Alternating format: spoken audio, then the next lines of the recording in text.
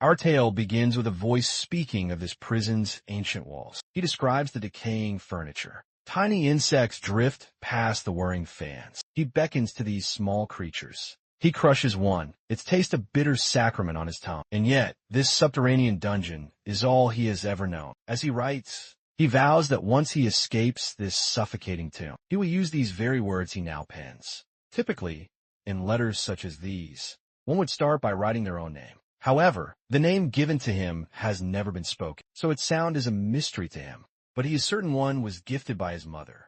He was torn from her grasp just after birth. Still, a faded photograph of his mother holding him exists. Her radiant smile convinces him that she must have loved him dearly. She is dead. The cold words are spoken by a man with glasses. When a man is about to repeat it, he whirls around, demanding what he means by that. The man with a cruel, sagging chin speaks. She perished soon after he was born, leaping from a bridge. The man keeps laughing while the boy remains utterly stoic. This cruel man is, in fact, his father, the damned fiend who imprisoned him in this desolate place. This man's sole purpose is to ensure he never escapes. This prison is a labyrinth of corridors and countless doors, and all the keys to this tomb hang from his jailer's waist. The father tells him not to fret, that he will never glimpse the outside world. He asks if he's forgotten why his mother chose the bridge's edge. The boy offers only silence, and the man holds a biscuit, moving it toward his face, saying she was terrified of the world she knew, this very land. She understood an apocalypse was inevitable. The boy continues to glare at his father with defiance, who warns the reason he will never leave this place is because of his love. He refuses to watch his own son take his life. The boy spits back that it's a lie, an impossibility. She would rather die than endure this so-called apocalypse. He commands him to stop lying about this coming doom. The father says he can choose to believe it or not. He snatches the notebook and declares this letter he wrote will never see the sun. The boy screams for him to stop, but his father ignites it moments later over the trash bin. He sees that this man is unworthy of the name father. However, the man just smiles, saying he has no right to utter such things, since every action he has taken is for his son's sake. He laments the hour has come and orders him to follow. Walking through the cold corridors, the protagonist notes it's the same time every single day. They traverse this silent place, and he hears no sound of any other living soul. He and his father are the sole inhabitants of this vast crypt. His father begins scrawling equations on the blackboard, while the boy thinks it's the same suffocating routine daily, the same lectures and the same brutal training. The only anchor keeping him sane in this tedious life is the sliver of free time he's granted each day, a brief moment to explore the library. Among the countless books stored there, the ones he cherishes the most are those describing the world beyond these walls. He wonders what this sunlight all the books speak of is like. At least, he knows it must be warmer than this basement's cold light. He looks away and imagines a field of green. He sees himself running freely in it, vowing he will experience one peaceful day in his life and witness a beautiful landscape.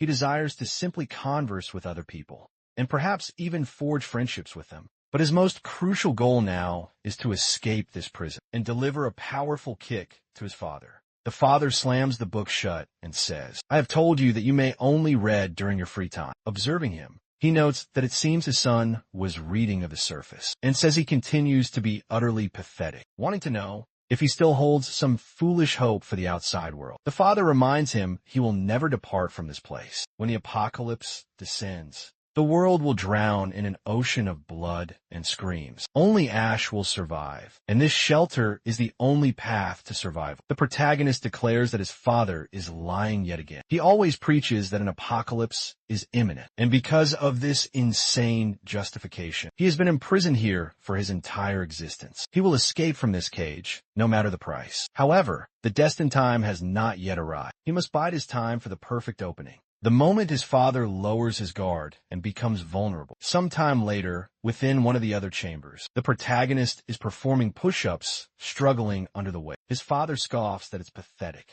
He's exhausted merely because of this, and he would never survive the apocalypse in this state. Saying it's laughable, he only managed to do 10. With that minuscule weight upon his back, the protagonist's arm gives out, and he collapses to the floor. The father approaches and extends his hand as if to help. He remains silent for a tense second, confused and awkward. He asks his father why he is offering assistance.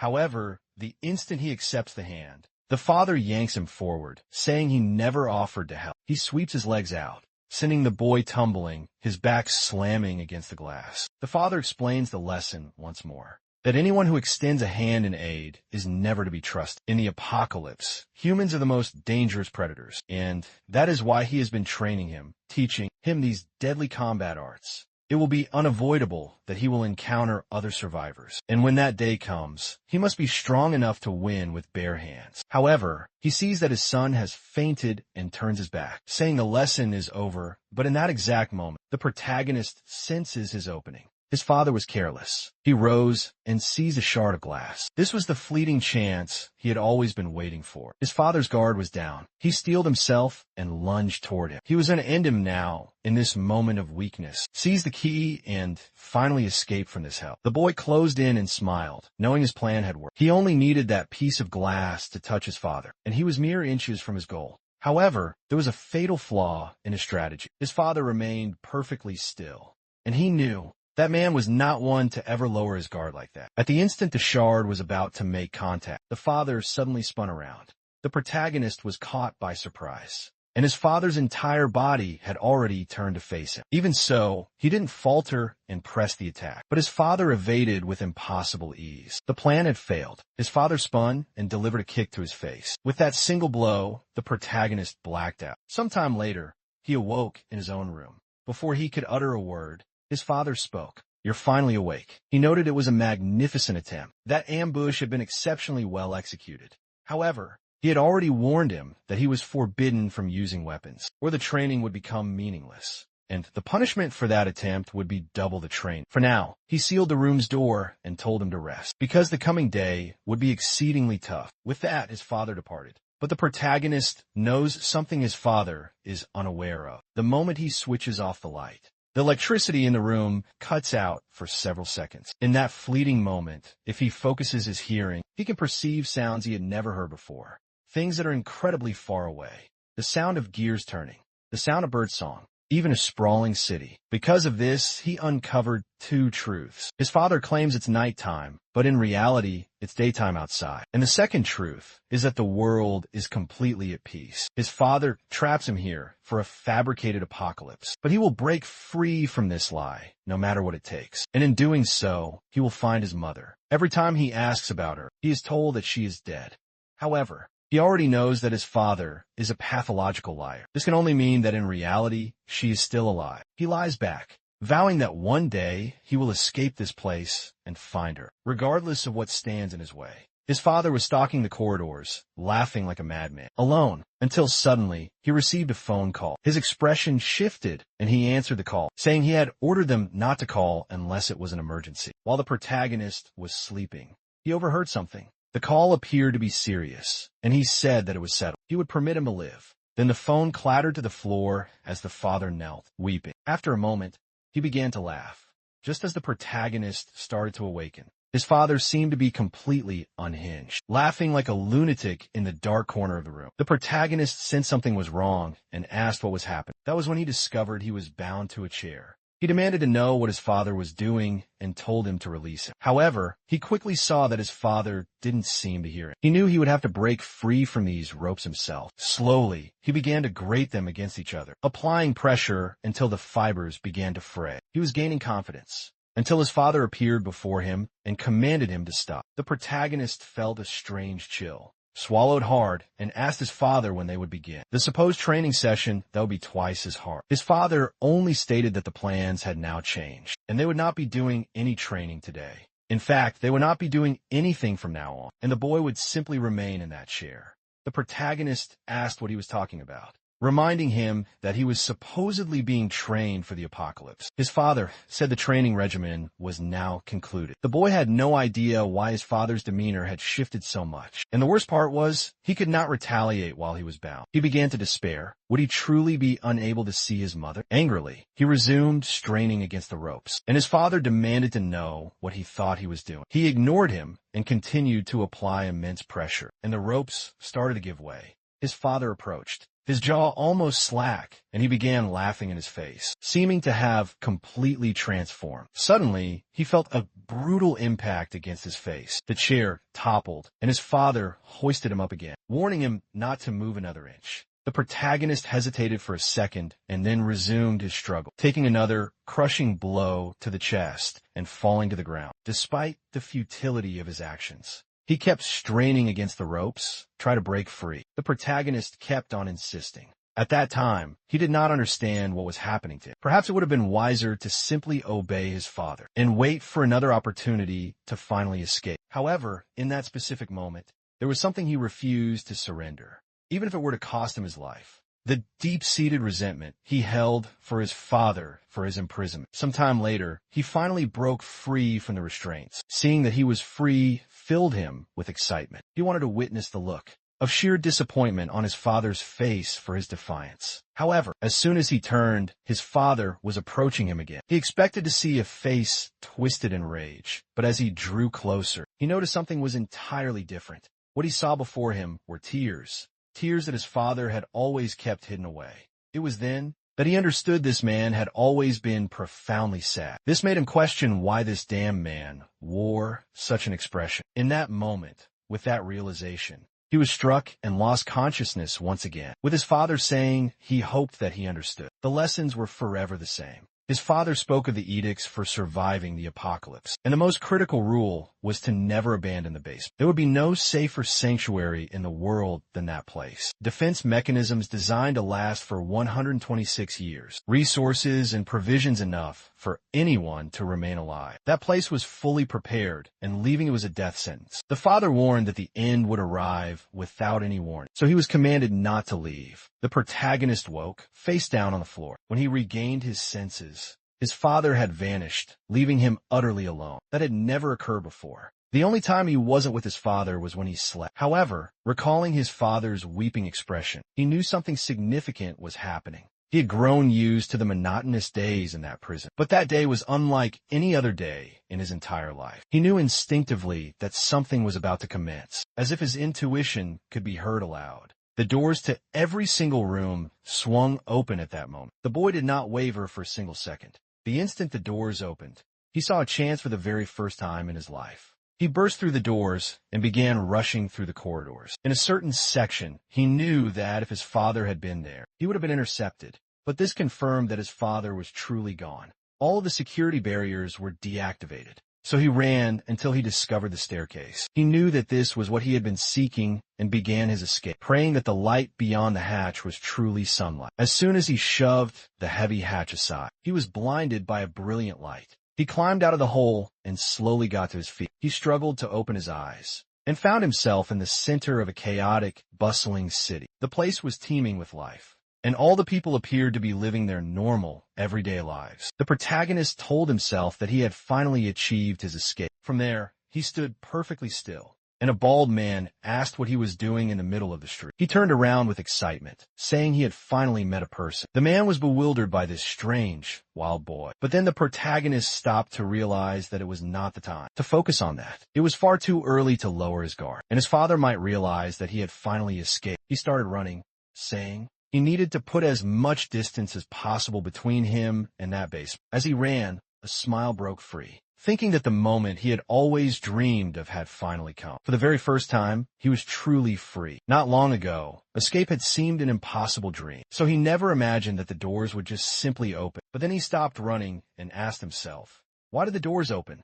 It was impossible for it to be a simple system error. His father was incredibly meticulous and would never make such a careless mistake. That's when a dark thought surfaced. What if the opening of the doors was completely intentional? He shook his head, saying no. Something like that was an impossibility, especially since his father was the one who created the rule to never leave that forsaken place. He looked around, saw people conversing, school children laughing, and a little boy reaching for a balloon. He saw the excited child and his smiling family. The children were running, and he felt a surge of happiness, thinking that everything was going to be all right. the boy bumped into someone, and the balloon floated upwards, while the protagonist concluded that in the end, everything his father had told him was a complete lie. He saw now how peaceful the world outside was. This is what life beyond the basement was meant to be. Everyone here was living a serene life, just as he had dreamed. The balloon drifted toward the sun, while he thought that a looming apocalypse made absolutely no sense. The people were calm. Then everyone felt something shift, and he recalled his father's constant warning that the end would arrive without a single prior warning. Suddenly, all the birds in the city began to flee in terror. People gazed upward, bewildered. The entire city fell under a dark shadow, and behind the balloon, another planet became visible. It eclipsed the sun while everyone watched, completely confused. Something began to emerge from that strange planet, almost like a virus seeking out a new host. From the heavens, it descended toward the earth. People on the ground noted that it seemed to be getting closer. No one had any idea what it could be, and someone asked if it could possibly be the moon. The protagonist said it was absurd to call that thing the moon, and asked if they weren't seeing what he was seeing. Amidst the approach of that dark planet, a horrifying creature was visible. The protagonist was paralyzed, and besides that one creature, there were countless others connected to it. The tangled, writhing mass of monsters formed tentacles. They continued their inexorable advance, linking with one another until they reached the heart of the city. Never leave the basement, his father always preached. That was the fundamental rule of pure survival. However,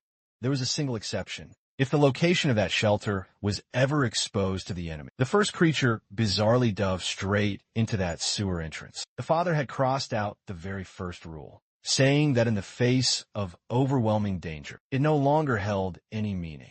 The security system showed that the heavy doors would be sealed, as all the creatures swarmed through the corridors just outside. The populace did not comprehend what was happening. An infinite tangle of creatures finally reached the ground. It all happened so fast that no one even had time to react. In a single second, a blond man was seized and pulled upward by one of the creatures. Before he could even react, he found himself face to face with a monster's gaping maw. People just watched as the man's remains rained down before everyone. With that, they began screaming, and everyone tried to flee in chaos. A boy was walking by with headphones on while everyone rushed past him. He seemed confused and noticed something looming above him, and was immediately crushed into oblivion. A muscular creature started hurling massive rocks at everyone, and another with a massive, clawed arm leaped into the panicked crowd, slicing through 3 people in a single deadly stroke. In that cursed place, no one could escape from any of the creatures. The protagonist stood there, unsure of what was happening. People screamed about calling the authorities,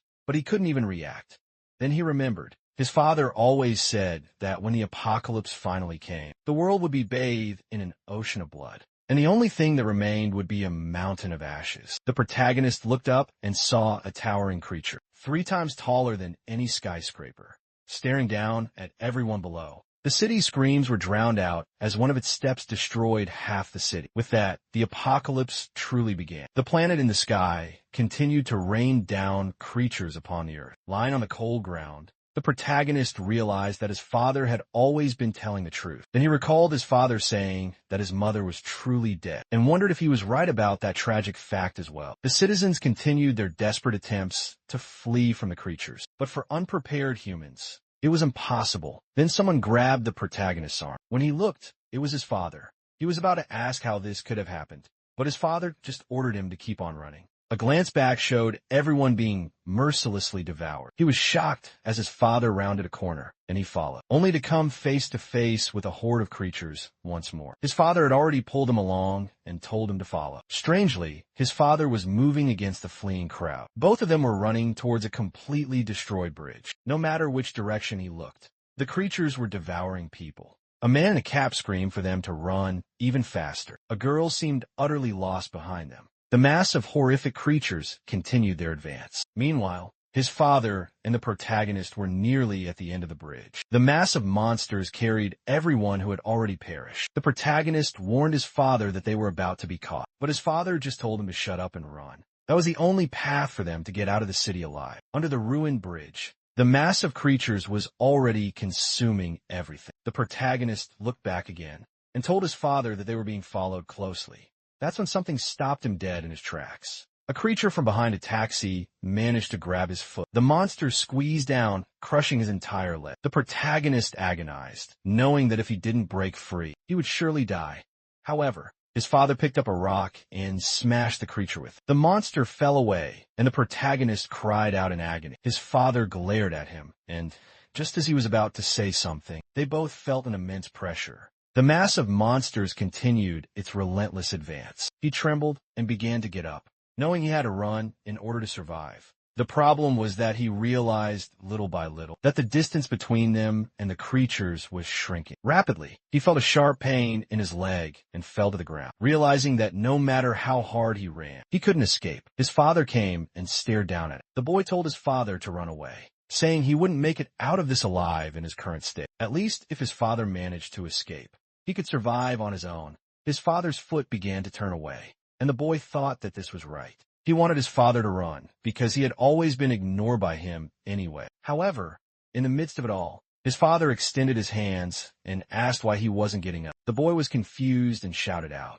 saying that his father should be running. His father simply stated that he would stay alive because he had a plan. The boy was baffled and said it was impossible for him to have a plan for this. However, he saw that his father's expression had not wavered. He paused for a second and recalled his father's expression. When he was mistaken, he knew that his father truly had a plan. So he took his father's offered hands. His father pulled him to his feet and told him to run. The boy asked his father if he didn't have a plan. That's when he noticed his father had left something in his hand. His father just said there was no more time and that he needed to escape right now. To the other bridge, he started running once more, saying he would obey. He weaved between cars to distance himself. Then he noticed a shadow and glanced back. The bridge's support had been broken, and everything began to collapse. The passage that connected that side of the city to the other fell into the dark void. The protagonist wondered what had just happened to his father. He stood frozen for a moment, questioning why this occurred. Now remembering that his father said he would survive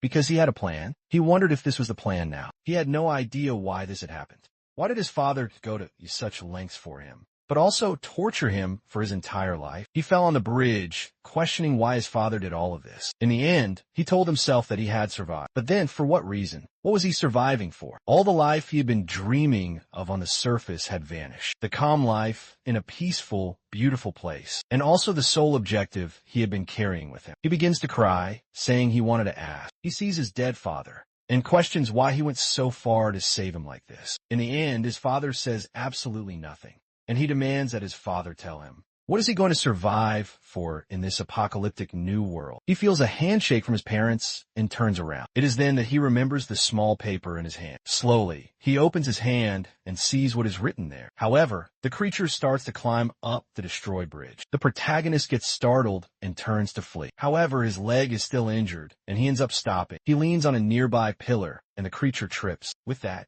the side of the bridge crumbles, and both fall, rolling to the side. The boy slowly attempts to get up, but the problem is that his leg can't take any more punishment. The creature raises its head, and he knows there is no way to escape, that he is truly going to die right here. However, he sees a light at the end of all he believed. There was nothing left for him. However, on the paper in his hand, he saw the message. His mother was alive, and wondered why he only discovered something like this. Now, the creature gets up, and the protagonist slowly rises. He tells himself that he wants to keep on living. He does not want to give up, and will do everything possible to find his mother. The creature roars, and he knows it is not possible to defeat it. However, he remembers his father saying that when the apocalypse began, humans wouldn't be able to survive it.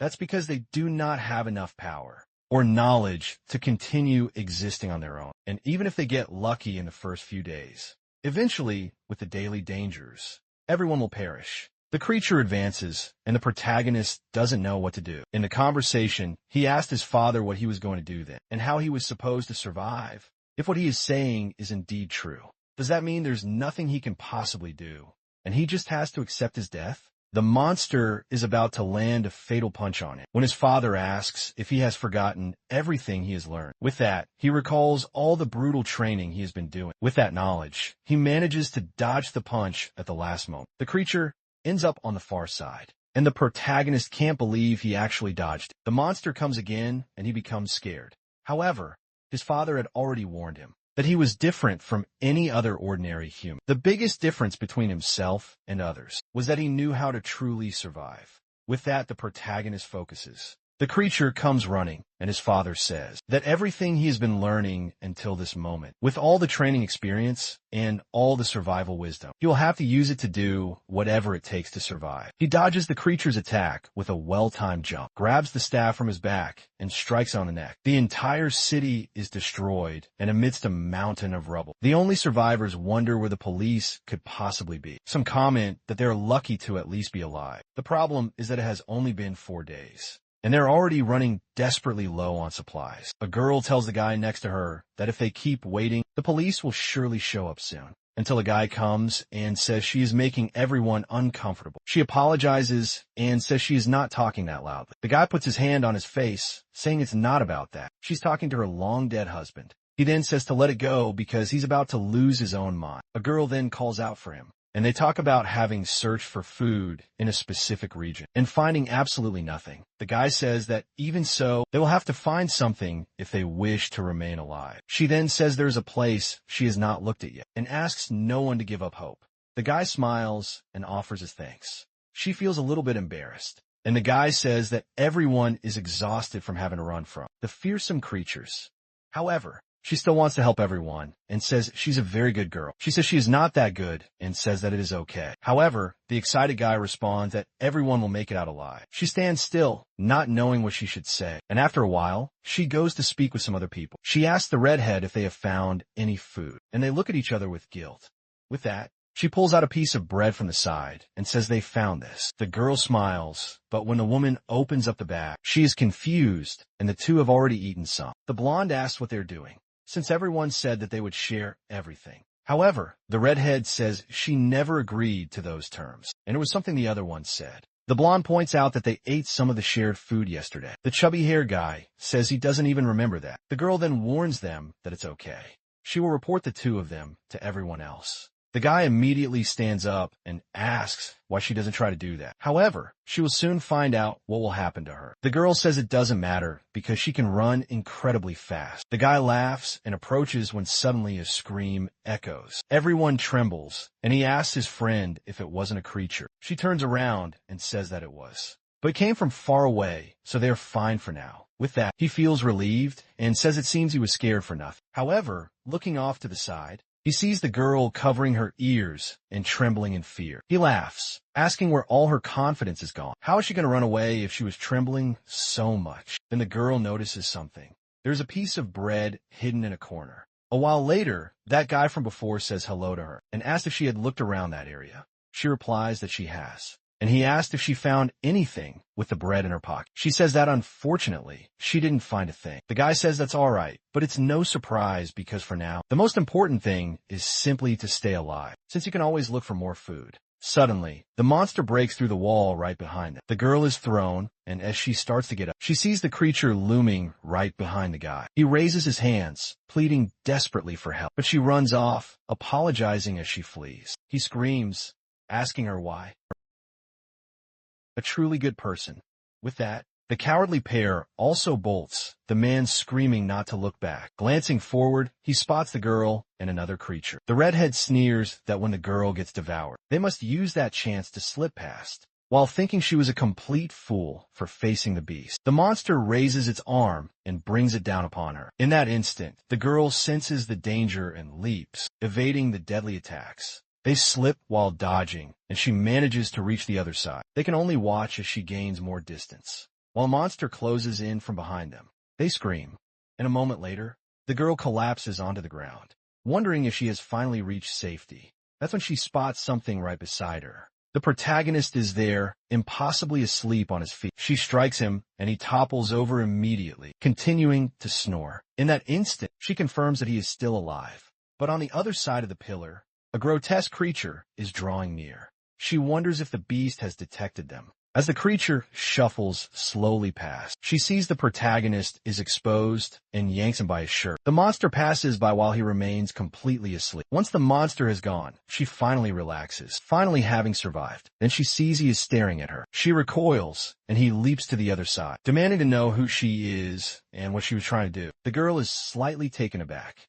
and the protagonist recalls his father's words, that he should never place his trust in anyone. The only path to survival was by keeping others far away. The girl explains that she only struck him, so the monster would not see him. However, he keeps remembering his father saying not to trust anyone, or he would be used and then killed. Now he is sure that if his father was right, he won't survive by getting close to other people. Then he asks how he could possibly believe her right now. His stomach roars, and he collapses from pure hunger. The last time he ate was 5 days ago in the basement. He's already reached his absolute limit, and even with his long rests, he now has no energy remaining. The girl says she has nothing for him to eat. He is baffled and asks what she is talking about, since he didn't even ask. She says he just looked hungry, so she made an assumption. However, when she goes to apologize, the bread tumbles from her pocket. The moment he sees it, he asks what it is. She is unsure of how she should respond, and the protagonist has no idea what that object is. Strangely, his hunger seems to grow when he looks at it. He asks if it is food, and she says no. He then remarks that he must have been mistaken, and she retorts that it's absurd to think it's food. The girl thinks she has met the biggest fool of all, who cannot even identify sustenance. Unfortunately for her, the protagonist doesn't trust humans. She is confused, and he says he will never be deceived by a human's lies. She realizes she's dealing with a bigger idiot than she imagined. The protagonist is certain from her reaction that it is food, and he must have it. If she refuses to cooperate, then he will just take it by force. However, she simply offers him a piece, saying she will not give him more than half. The protagonist is completely confused, wondering why she is sharing with him. That only reduces her chances of survival. She says he will have to repay her 4 times over. The boy realizes that these were her true motives. Humans are truly treacherous creatures. He gets to his feet, and she asks where he is going. He says now that he has eaten, he is moving on, human. She chases after him, asking where he thinks he's going in this world, and says she knows this area well because she grew up here. The protagonist turns and asks if she truly knows this place. She says yes, so he asks if she knows where the subway is. Later, hiding within the city, she wonders why she's following this absolute idiot. If she had known he was like this, she never would have shared her bread with him. However, she recalls asking why he wanted to find the subway. He said it was a safe place, and she questioned his reasoning. He said it had resources they would need to survive, and most critically, it was hard for monsters to sense humans deep underground. The girl thinks he's bizarre, but he speaks as if he knows something. Not to mention this crazy person didn't even know what bread was. Then she realizes that they have arrived, but says she was certain it was right around here. The protagonist tells her to stop her lying, as he knows that subways are always underground. She then says this isn't the subway, but the entrance to that very place. At that moment, an old man approaches and tells her to be quiet. He says he came because he heard a sound, but did not expect to find other people. The protagonist demands to know who the old man is. The man responds that his words are a bit impolite, and to leave introductions for a later time, telling them that they should follow him.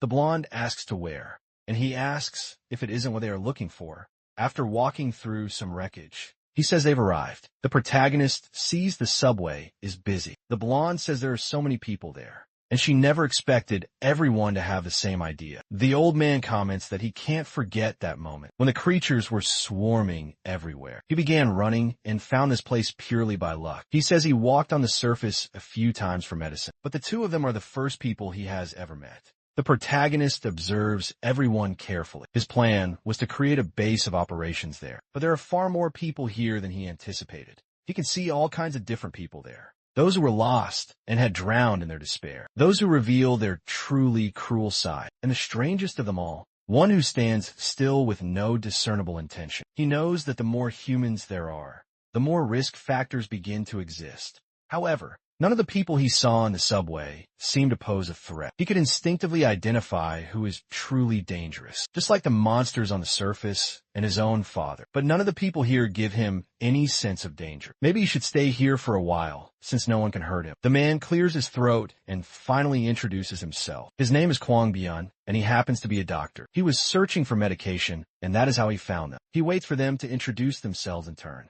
but the protagonist says absolutely nothing. The girl then says that she will introduce herself, and says that her name is Haru.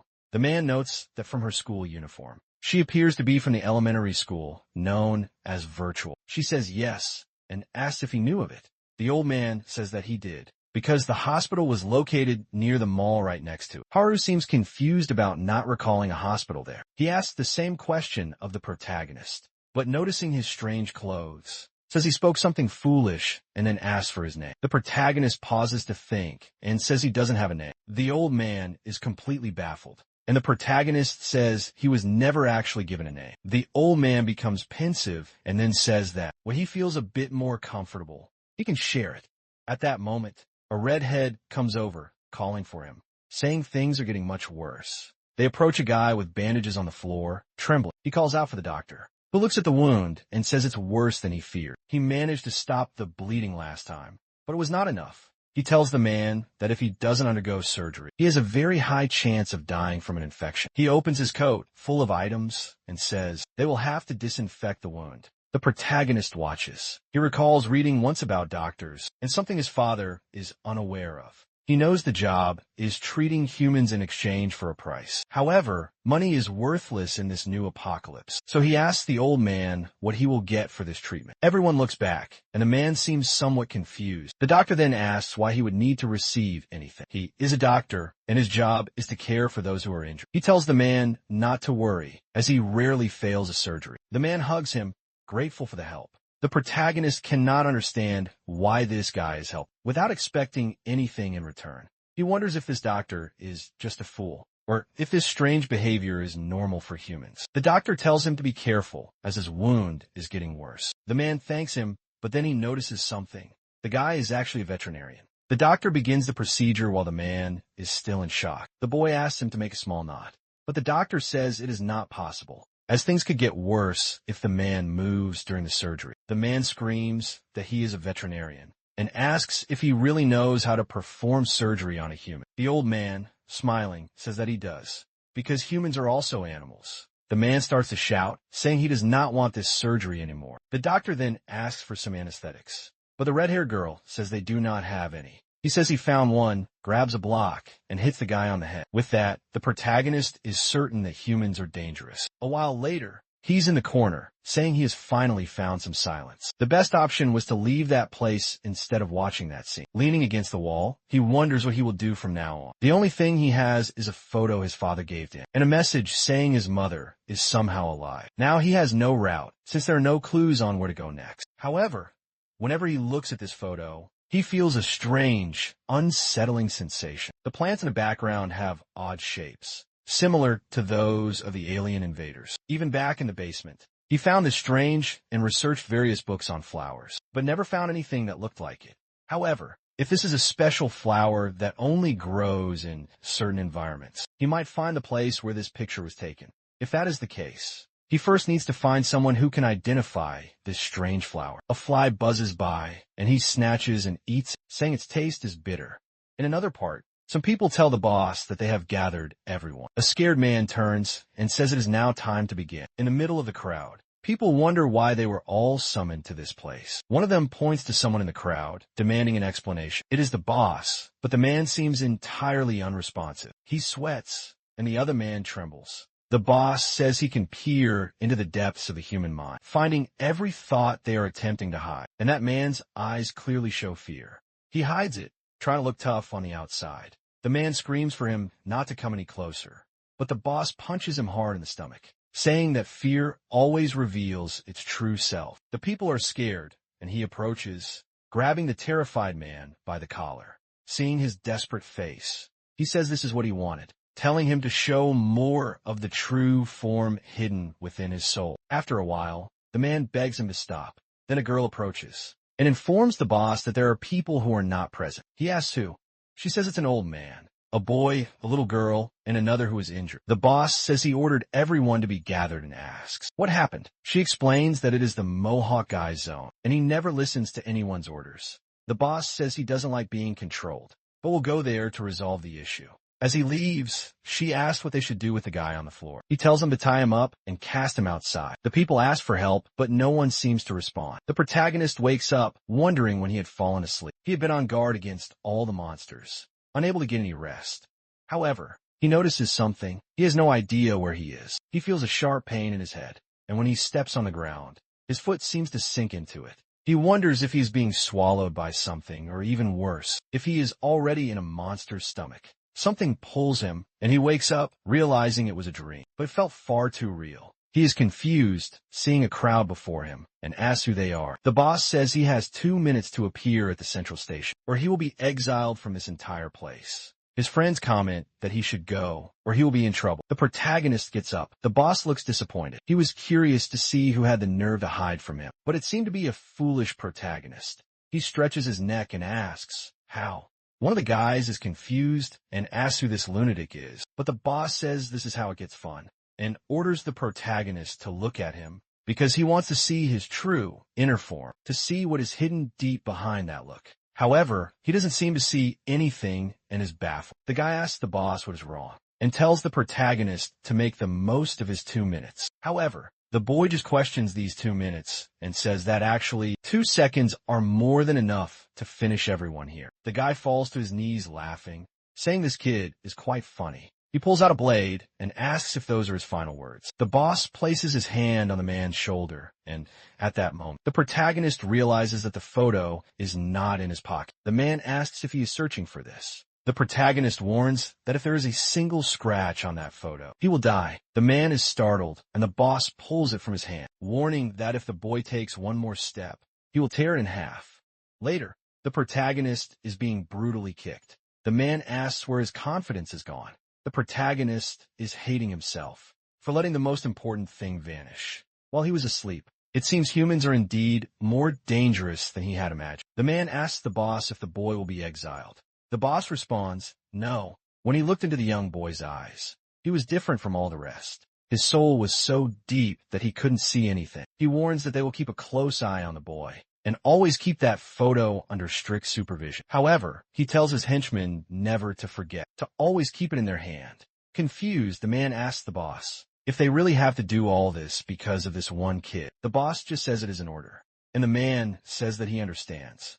Thinking back to the moment the boy stood up, he was somewhat afraid, but now it doesn't matter. He turns to the boy and asks where his smile is. At that moment, Haru appears. She asks what they are doing, and the boss says they found another. Embarrassed, she asks if they were searching for her. The boss just tells her to go to the central station. As he leaves, a man says he hopes to see the protagonist again, and that he will take good care of the photo. Everyone leaves, and Haru approaches the boy. She asks if he is okay, but he slaps her hand away. She asks why he did that, and says she was only trying to help. He tells her he doesn't want her help, and orders the human to get out of his way. She says her name is not human. It is Haru, and tells him that he should get it right. He just walks right past, and asks if he needs to remember something so insignificant. Later, they are side by side with Huang, who asks if there's any kind of problem.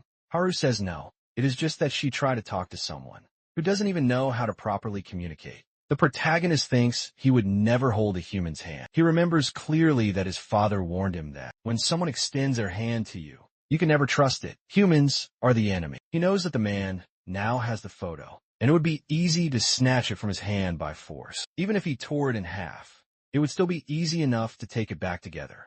It is just that he doesn't want to ruin it. It is the only item he has from that damn basement. The boss then says that everyone has now arrived, so it is time to start. He announces that the options are to follow him or not. Those who follow him don't need to worry about being exiled, like the man who is currently tied up. He explains that the man caused chaos within the subway, which is the only safe place they currently have, and that is why he was exiled from this place. He won't force anyone to follow him, but those who do must understand that his word is absolute. At this, several people begin to look at each other and walk toward him. The old man notices that many people are now abandoning him, even the couple he had helped. He knew that those with more strength always dominate the weak, especially in a world where the law has now become obsolete. Clearly, the guy isn't going to force anyone, but seeing that other person exiled makes everything very clear. Choosing the side of the boss is the best choice for living longer. However, the old man just smiles, saying that he has lived for a very long time.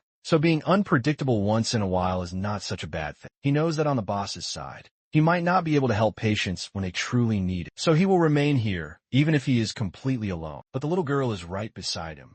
He asks if she is truly going to stay with him, warning that it's much better for her to go to the other side and stay with just the two of them. But the girl points out that they are not alone there. There's the protagonist, the hooded guy, and a poor girl sleeping. Soon they will all be captured and then tortured. Another black-haired girl says, they will probably just starve to death or become monster food. She starts screaming in desperation while the old man watches. Then another little girl bumps into him. A man tells her to be careful and apologizes to the old man. He says it's okay and tells her to listen to her father more. But the girl says something that he does not understand. And we get a bit closer. She headbutts him, saying that man is not her father. He is somewhere else, looking for her. The man with glasses explains that she is not his child. He just found her while he was running away, until he is able to find her parents. He is acting as her guardian. The protagonist tries to pass through the main door, and the guards tell him that he cannot. The boss ordered that anyone who enters that room will be punished. But the only thing he wants to know is, where is that bastard with the photo? The people gathered to divide up the food, and said those on the other side could only take what was given. The girl who was sleeping starts complaining, saying it was too little and the others had received more. The guy said it would be like that from now on, because they just stay in that room and do nothing. However, the smell of the food reached a man who was lying down. He woke up and said that the smell was very good. When they finished distributing the food, they asked about a certain individual. The guy asked who, and they mentioned the boss's right-hand man, someone who seems to be very dangerous. Everyone in there calls him the bomb, because he doesn't obey the boss and always walks alone. Everyone knows he is the type to kill people with a smile on his face. The man feels cold sweat trickle down his spine as someone runs down the corridor right towards him. It is the little girl from before, who bumps into him and says that he did something wrong. He says it's dangerous for her to run around all alone, and now his clothes are completely dirty. The men serving the rations point and warn that he's coming, wondering if the next victim is going to be the girl. As he gets closer, the men start sweating bullets. He calls for the man, who asks what is wrong. He says it is nothing serious, just to give some of his food to that girl. The man is confused and says she has already received her share. He then says to give her his portion instead. Taking his food, he hands it over to her. The man is perplexed. Why did he give his food to the girl? Is this some kind of unknown psychological torture? Just then, the bespectacled man comes running, pulls the girl behind him, and tells her to stay there. He asks what the problem is, and the Mohawk man asks what their problem is. The man with glasses grabs the little girl and runs away. As she looks back, she sees the blonde man smiling back at her. The people in the room continue to be watched, and the girls comment that it seems more and more people are keeping an eye on them. The protagonist, on the other hand, is wondering if he should just leave and look for that guy. He looks at Haru, remembers the slap, and frowns. The woman seems to notice something, and at night, when everyone is sleeping, the same woman from before gets up and sees the protagonist in the corner. She goes to touch him, and he grabs her arm, asking what she was planning on doing. The woman is scared by the young boy's strength, and says she just wanted to talk. The protagonist seems to not believe her, and she says she came because he doesn't seem to talk to anyone. He stares at her and says, it is his own problem if he doesn't talk to anyone. The woman is confused, and he slaps her hand away, telling her to stay away. She sits down, and after a while, asks why he is always so distant from everyone. Maybe he is just a very shy boy. He says she is talking complete nonsense. It is just that he doesn't want to be close to his enemies. She questions this, and he says every human is always an enemy he cannot trust. The woman explains that she doesn't plan to hurt him, but he says he doesn't believe her because she could be lying. She then says that it's fine. She just wanted him to reconcile with a girl named Haru. He asks if she's talking about the yellow-haired human and says he never fought with her. The woman then asks if he can get closer to her. The boy says that's another problem for him. She is a human, no different from all the others. Outside the room, the woman says that the girl thinks she is hiding, but she cries every single night. The woman explains to the protagonist that there must be something she wants to say, but she doesn't have the courage. Since they're the same age, they might just get along very well. However, he responds that sadness is something only the weak feel. If you have time for that, you have time to think of another plan to survive. At this point, the woman asks if he has never been sad about losing someone important. He recalls the moment he was separated from his father on the bridge and says no, and it will never happen in the future because he does not care about anyone. The woman tells him that not being able to feel sadness because you have no one to lose is called loneliness, but she tells him not to worry because if he dies, she will be sad for him. He is speechless for a second and says she won't be sad because he will not die, and he doesn't care if she dies. She says that is fine. But he is very, The protagonist just thinks that she is strange, while the other girl, who is always sleeping, wishes they would be quiet. It has been 4 days since he arrived at this subway station. He was only there to find a place where he could rest. But now he is stuck there because of that photograph the guy is holding while being beaten. He asks if the men are having fun from the back. The guy with the photo says, "It's not fun. They did not want to do this. It is just that he needs to be punished for not wanting to leave the room." That time, the protagonist says, "If that is the case, why doesn't he come and punish him himself?" The guy is taken aback and realizes the boy isn't scared at all and is staring right at him with anger. He says the boy deserves to be punished. The protagonist recalls his father once saying that humans are inherently weak creatures, and now he finally understands what he truly meant. When he returns to the base, everyone is scared and asks if it was the same group of guys. He walks through thinking, at least there are not only those kinds of humans. The doctor says he doesn't look too bad, but suggests disinfectant. The boy says he is fine and sits down.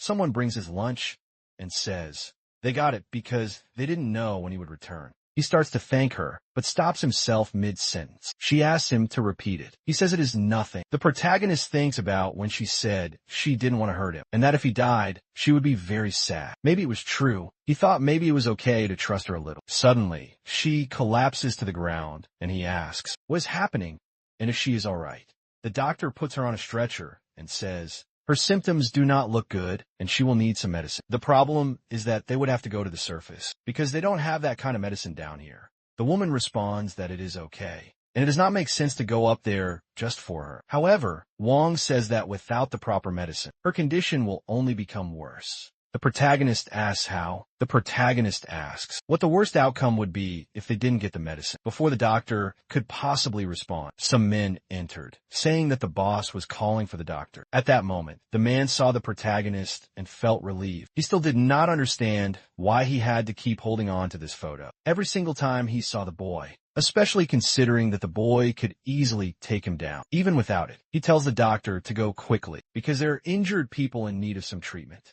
However, the doctor responds that he cannot do that right now. The blonde man asks if he is going to disobey the boss's orders, but the doctor explains that is not what he means. It is just that he needs to take care of her first, before he can help any of the others. The woman stands up and says, "It's fine. She will go to the surface to try to find the medicine." The doctor says it doesn't make any sense. She will not survive in her current state. The blonde man says he understands the situation and that the doctor should have explained it to him earlier. With that, he punches her hard in the stomach, saying that help has finally arrived. Everyone is shocked, even the protagonist, who is left completely speechless. Her body falls to the ground, and the doctor approaches. As everyone sees her bleeding out, the protagonist cannot take his eyes off of her. He can feel her life slipping away little by little. He wonders why humans die so very easily, until he feels something on his leg. Looking down, she asks why he looks so serious. The boy cannot say a single thing, and she reminds him that he said he wouldn't care.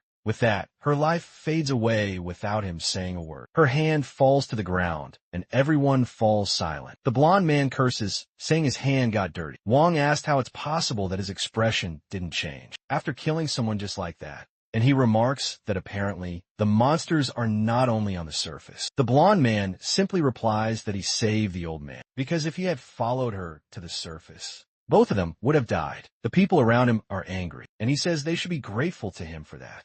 But then he looks to the side. The protagonist is standing perfectly still, and he asks what is wrong. Is he scared?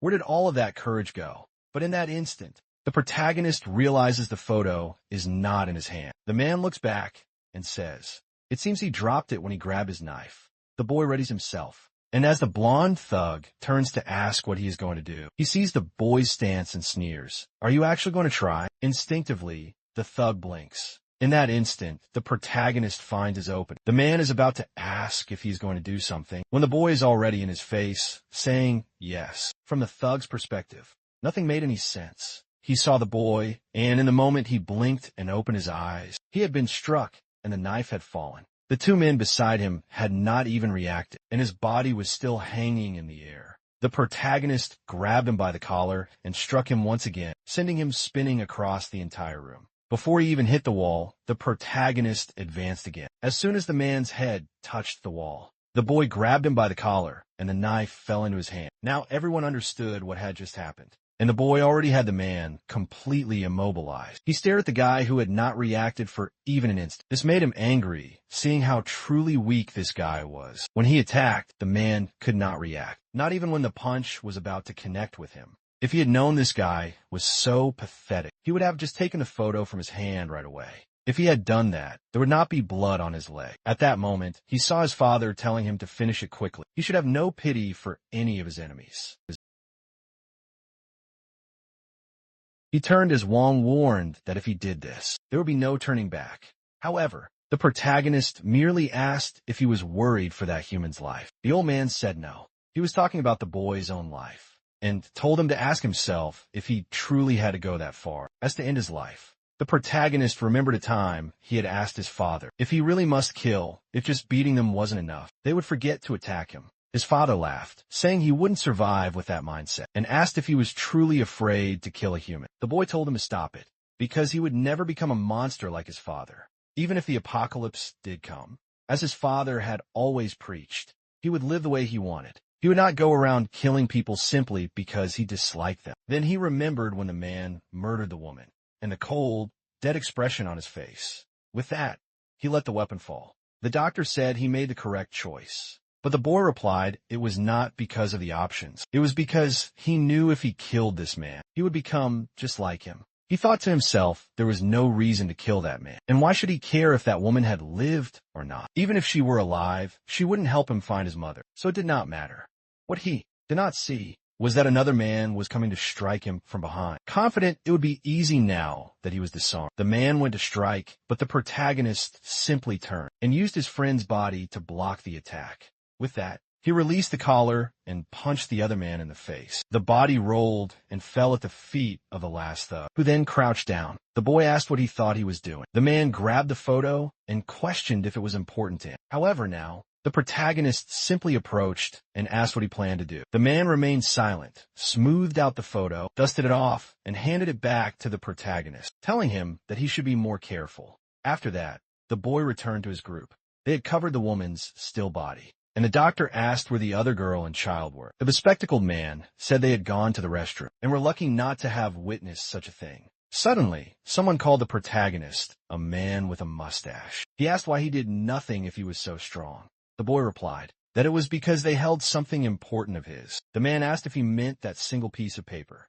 The protagonist just said that it was important. He ignored him. The man approached everyone and said he wanted to ask something. Showing the photo, everyone said they had never seen it before. The girl who always sleeps asked where he got that photo, and he replied that if he knew, he would not be asking. The bespectacled man said if they had internet access, it would be very easy to find out. Huang asked why he wanted to know that place's location. He said it was obvious. It was because he was going there. Wang, surprised, noted the boy knew how to fight, but it was impossible for him to survive up there. However, the boy responded that he alone could survive. Everyone was confused, while he thought to himself that he did not expect to find anyone who would recognize him. Then, someone appeared. It was the boss, who said they had apparently reached this very point. Seeing the object in the protagonist's hand, he said the man failed to follow such a simple order. Rolling up his sleeves, he said it did not matter now. He would resolve this in a more intuitive fashion. Meanwhile, on the surface, a creature was roaming and began to dig into the ground, leading directly to the station. In another section, people had improvised something to create a fire. Haru was nearby, just watching, until the little girl emerged from the bathroom and said everyone in there was ridiculous for not flushing. Haru said it was unavoidable since the flush was broken. The man from before approached and said it was better for them to return soon. Haru seemed angry, but the man said he was only doing this to survive as well. From a distance away from the fire, the man asked if they were going to start a fight. Then something fell down into their pot. They went to investigate, asking what was happening. That is when more rocks started to fall. He looked up and saw the ceiling breaking open. At the same time, the creature was already in his face. Meanwhile, the protagonist was face to face with the boss. He looked to the side and saw the henchmen had all collapsed. That confirmed his first intuition. In this new world, he knew some people were also monsters. People who completely defied all normality, even though there were real monsters just above ground. Now the blonde thug warned the boss to be careful, saying the kid was much stronger than he looked, but he took a hard elbow to the face. The boss said he did not like being called incompetent. What he wanted to deal with was that boy. He approached, saying the boy had a very defiant eye, And now he would discover who was in charge here. Maybe now he could see whatever was inside the boy's soul. He wanted to see the boy's true form. He found himself before a wall and opened it with his hands. But all he could see was pure darkness. That's when he realized he was mistaken. It was not he who was looking at the boy, but the opposite, seeing himself about to be devoured. The boss screamed and fell backwards. The others asked what had happened to him, and the protagonist just stood there, staring at everyone. The boss was certain he had almost been killed. The people in the room could not understand, and the girl behind the boss was questioning why he was acting in that way, in front of a mere child. Then they heard a scream. A man appeared at the door, begging for help, saying that he could not see. They saw he was covered in blood and asked what happened. The man said he had a strange headache for a while, and now something was emerging from his head. One of them asked if that was a monster. The man said there was something in his head that did not want to come out. Suddenly, he twisted and then stood up once again. The people stood frozen, just watching. Something came out of his eye and shot across the room. The boss immediately yelled that it was a monster and punched him hard in the face, throwing him to the other side. The man was about to get up when the boss grabbed a tool and cut the creature. It fell next to the body, and he finished it off. The people relaxed, saying that now it had stopped moving. The boss had killed it. The boss was wondering where that monster had come from. The people finally relaxed, saying they thought they were going to die just now. But something was wrong. They were celebrating being saved by the boss. But the protagonist had noticed something. His expression changed, and the boss turned around. At that moment, a creature appeared, and the door was slammed shut. No one could move, and the monster rose up. Perhaps it was because they had spent too long underground. Everyone there had already forgotten, or rather, they were trying to forget, the terrible memories of what they would have to face. At that moment, people dropped their bats. They turned around and started running desperately. However, the boss asked how long they would just keep running, and if they would repeat this same pattern forever. Pointing his axe, he said that this was only one monster, and it was different than before. Together, they could defeat it. Maybe it was because they had just seen one of the monsters get killed. Or maybe the boss's words had truly motivated them. Everyone started to feel more confident, saying that maybe they really could do this after all. If they left this place, they would have nowhere else to run. They picked up their bats once again and said they were going to kill that monster. People were still feeling hesitant, but the monsters were no longer a reason for their fear. For the first time since the monsters had appeared, they felt something different. A girl looked to the side and asked the boss for an order. They felt hope, but the boss was killed by the creature from behind. His body was lifted, and everyone was confused because they had cut it into 1,000 different pieces. The creature dropped his dead body, and a girl in a suit said it was impossible for it to have come back to life. Everyone came to the exact same conclusion, and the boss said it was impossible to win against it. With that, the subway wall was destroyed, and the monsters advanced. The poor chubby man did not even react. The girl could not do anything. As the monster approached, and the blonde man lost an arm, the monster grabbed her and gave a crushing hug. The room was painted red, and everyone was fleeing desperately. From the corner, the protagonist was just observing. The people in the room, hearing the scream, said it was only a matter of time before they all died. The man with glasses was remembering the girl. However, the doctor grabbed his arm and asked where he was going. He turned, saying his child was there, and he had to find her. The doctor said, obviously, if the monsters were there, she was already dead.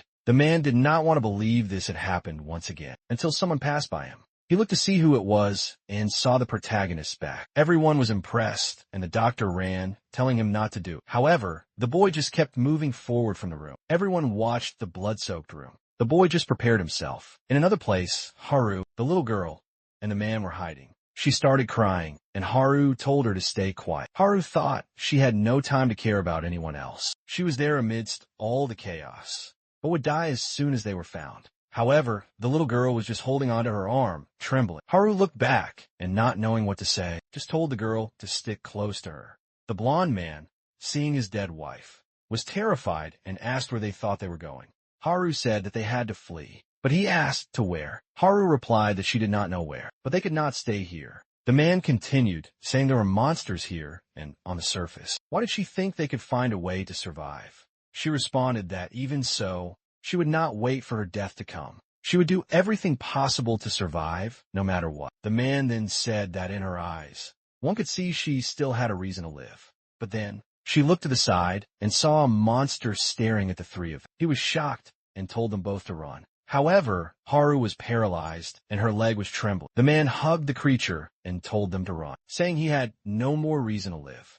But when he looked to the side, no one was there. The two girls were already running. He muttered they could have at least waited for his speech. With that, he started to scream. While on the other side, people were hacking at the creature with axes. The rest of the group was lying on the ground. The girl in the suit attacked the creature, but its wounds regenerated instantly. The monster lifted the man, and she fell against the wall, certain it was impossible to win. But the protagonist walked right past her. Everyone was wondering what he was thinking of doing, and where he was going. The plant monster was still killing everyone, using the boss's body. A girl on the ground wondered if he was really going to face it. Seeing the creature, she knew it was like asking to die, since even the boss had absolutely no chance. The protagonist calmly observed. The attack with the tentacles drew near. He dodged and advanced. He grabbed the sides and pulled the monster, while throwing himself forward.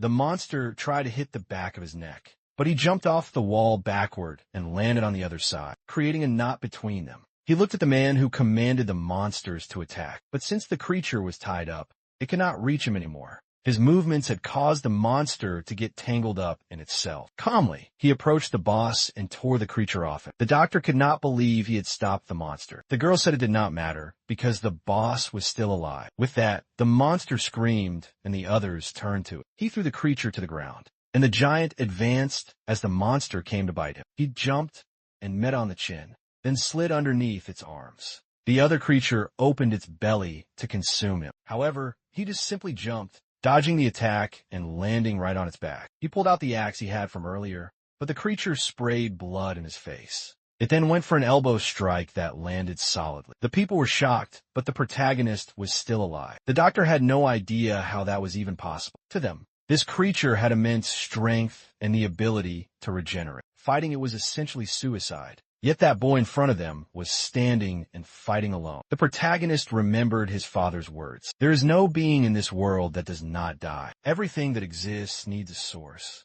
That is how life begins, and that is what must be cut off. His father always believed that if it were him fighting the monsters, he would know exactly where the life of each one resided, and more importantly, how to destroy their very cores. The monsters attacked, and he dodged them both. He knew exactly where the life of each one resided, and more importantly, how to destroy their very cores. He struck directly at the creature's core, and the attack hit its nucleus. The creature began to disintegrate, its form breaking down as it lost its strength and life. And do you all recall that? The last chapter ended right at the moment when she landed. The blow on the core concentrated and fell to the ground like a ball. The people around were all shocked, mouths wide open, wondering how the kid managed to kill that monster. That's when suddenly, Haru and the little girl came running down the hallway. The little girl looked back and told her the monster was coming. Haru did not know what to do, so she just kept running, but right as she turned the corner, she noticed something was waiting for her. A huge crocodile-like creature chewing on someone's foot. And to make things even worse,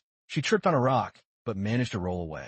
The creature stared at her, and she slowly looked back at it. Growing desperate, unsure of what to possibly do, she closed her eyes, and when she opened them again, she was already running away. She suddenly appeared, stumbling to the ground once again, confused and passed by Huang. She slid to a stop and finally realized that she was safe. The others were shocked that she had survived. At least she did not seem to have any visible injuries. However, as soon as she relaxed for a second, the guy with glasses asked her something. He wanted to know where the child who had left with her was. It was only then that Haru realized she had let go of the little girl's hand. They heard a scream, and when they looked back, the girl was standing there with the creature on her back, calling out to Haru and asking where she was. The man tried to run to save her, but another creature was already coming from behind.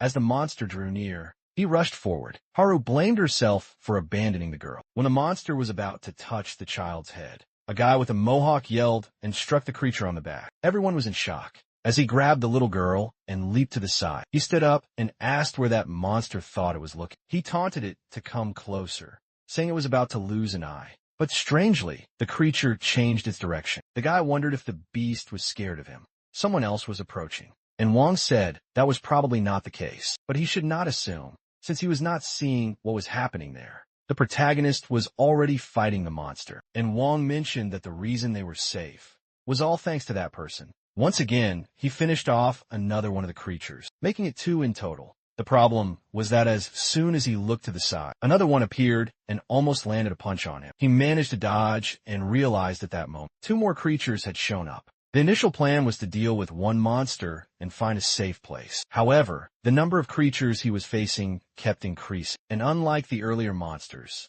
these did not seem to have a blind spot. If he missed an attack, even by a centimeter, it could be fatal. Not to mention, if he took too long, more creatures might appear. The issue was that he would eventually get tired, which would only decrease his chances of survival. That's when he had an idea. He wondered why he didn't just run away. Escaping from these creatures would be much easier than fighting them. He could probably find a base to hide relatively easily, but he knew that if he was not there, the humans in that place would all die. Still, what do they have to do with him? There was no reason for him to be fighting for these people. After all, humans were the enemy. Then he remembered the woman who had died.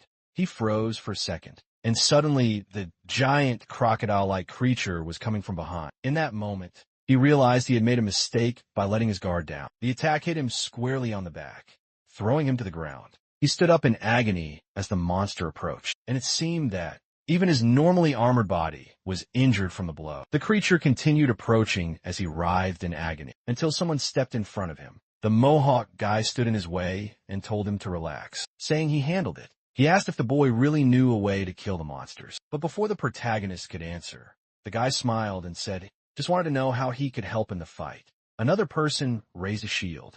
It was the glasses guy, who said he would help too. He explained it was because he saw the girl was in danger and decided to risk his own life for her. However, the protagonist did not understand why they were helping him. He kept asking himself why humans were acting this way. He was certain humans were the enemy and saw no reason for them to assist him. But the Mohawk guy simply answered, so everyone can survive. The boy was surprised by this response, and the glasses guy chimed in, saying the Mohawk guy was right. If these monsters killed him, everyone there would die. He stretched out his hands and said, that is why it is better for them to work together.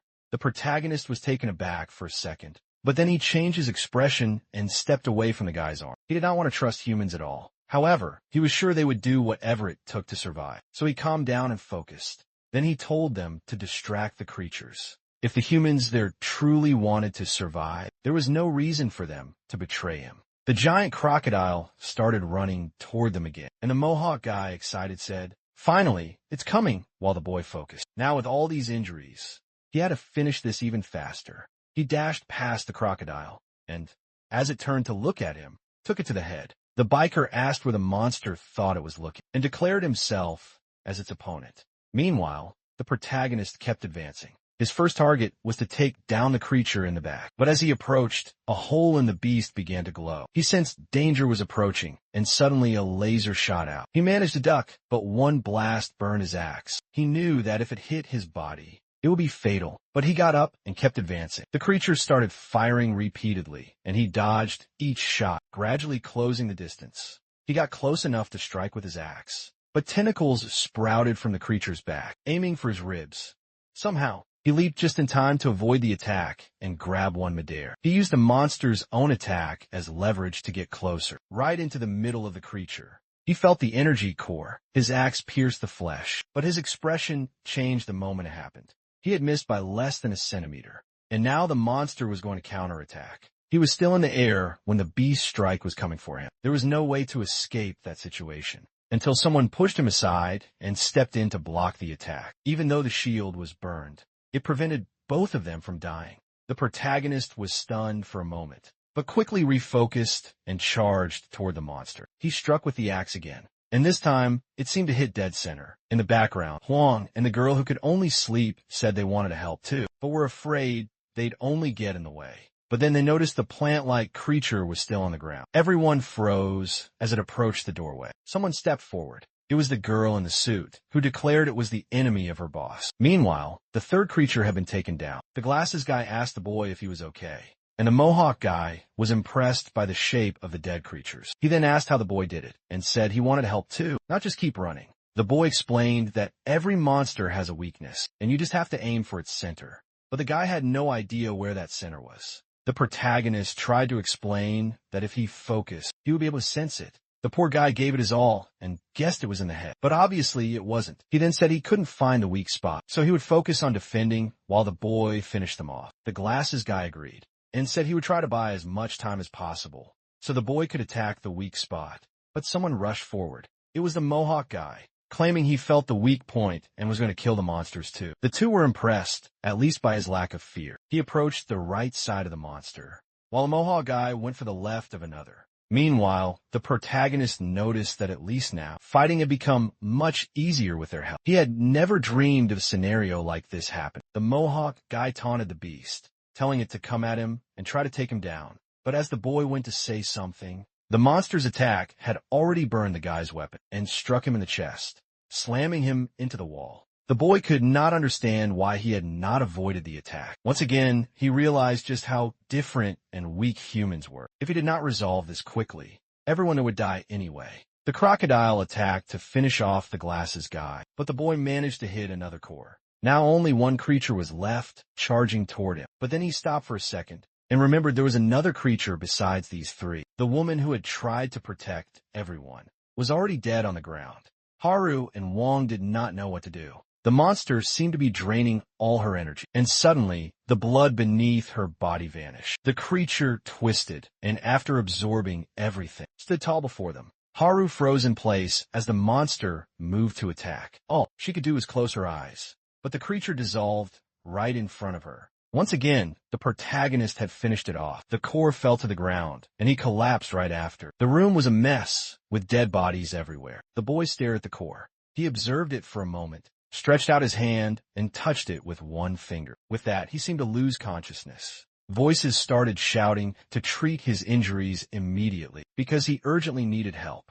Sometime later, he began waking up. He sat up, his body covered in bandages, with Haru yawning beside him. Wong was amazed, saying it was a miracle he was already awake. He mentioned that the boy had been out cold, like a corpse, for 2 days straight. The boy, however, simply noted that people had taken care of his body. But then he ripped the bandages off, startling Huang. The wounds on his back had already healed completely. The old man could not understand what kind of miraculous regeneration this was. The glasses guy stood nearby and said he'd been worried the boy might never wake up. He added that he was very happy to finally thank him for saving everyone. But the protagonist only replied that he should forget about it, as he could fight for himself. Then he asked if the guy who had fought alongside him was already dead. The Mohawk guy stood up and told him to stop killing off people who were still alive, coughing up blood. He assured everyone his body was tough and resilient. The glasses guy then asked why he had helped everyone, if he wasn't one of the bad guys.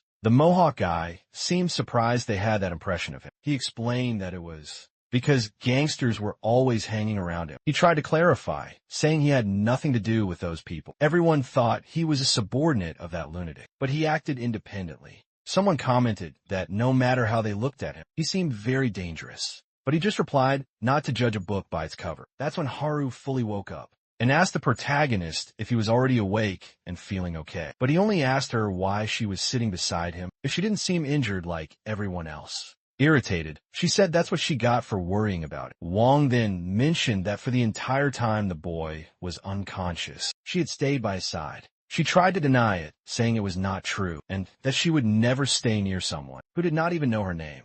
But then the Mohawk guy chimed in, saying he remembered her when he woke up amidst the chaos. He had seen her running by and thought it was incredible. He had never seen anyone move so fast in his life. Oddly, Haru placed a hand on her forehead, stood up and walked off, leaving everyone completely confused. The protagonist watched her and noticed she did not seem happy, and he remembered the woman from before who had said she knew he did not like her, but at least he could show some concern for Haru.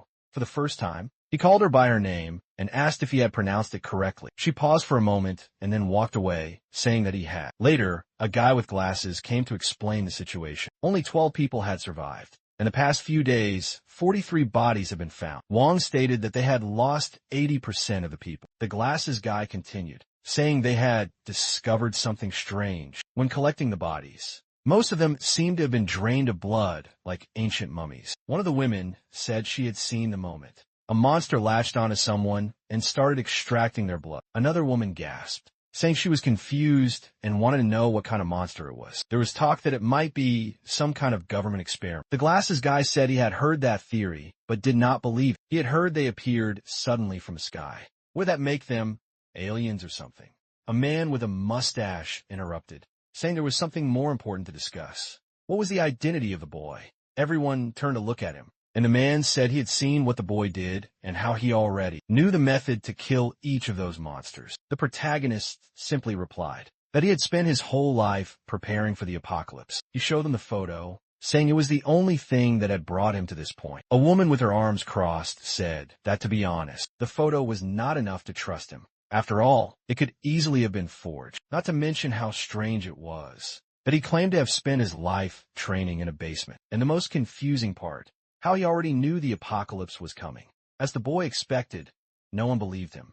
Then the woman said there was one exception. She remembered everything he had done to kill the creatures, and said that after everything he had done for the people there, everyone would believe what he said. He stood there a bit confused when the woman tried to punch him. He dodged easily, and she apologized, saying she was just testing to see if he was really trained. Huang said he believed in the boy too, because when he started taking care of him, his body was completely covered in scars. This made him think that for someone his age, it did not make sense. In fact, for any ordinary person, it wouldn't make sense to have so many scars. He revealed these were marks he had earned during his desperate escape from the abyss. She paused, her voice hushed, and said, "That journey must have been hell for you." But his simple reply was a firm no. These scars were proof of the battles he'd won. He didn't see them as symbols of dark times. Suddenly, a voice roared out, refusing to believe him. It was the mustached man, filled with suspicion. He demanded to know why he knew of the apocalypse, yet failed to warn anyone. If they had all known, they could have been ready. Our protagonist recalled his father's creed. Humanity was the enemy. That was why he refused to ally himself with anyone. Even now, he harbored distrust for these people. But recalling the crucible they had all faced, he knew they had aided him. He was unsure why his father preached that men were evil, but he felt, at least, that these survivors were not so bad. The woman declared that no matter his past, he was vital to the people gathered here. It was because he alone could bring death to the monsters. The man with the mohawk scoffed that if he knew the weak spot, the boy wouldn't be their only warrior. He'd just swing his hammer and the beast would perish. The man with glasses theorized that if he located his mother, he might gain intel about the abominations. But the mustached man shot back. What good would that information do?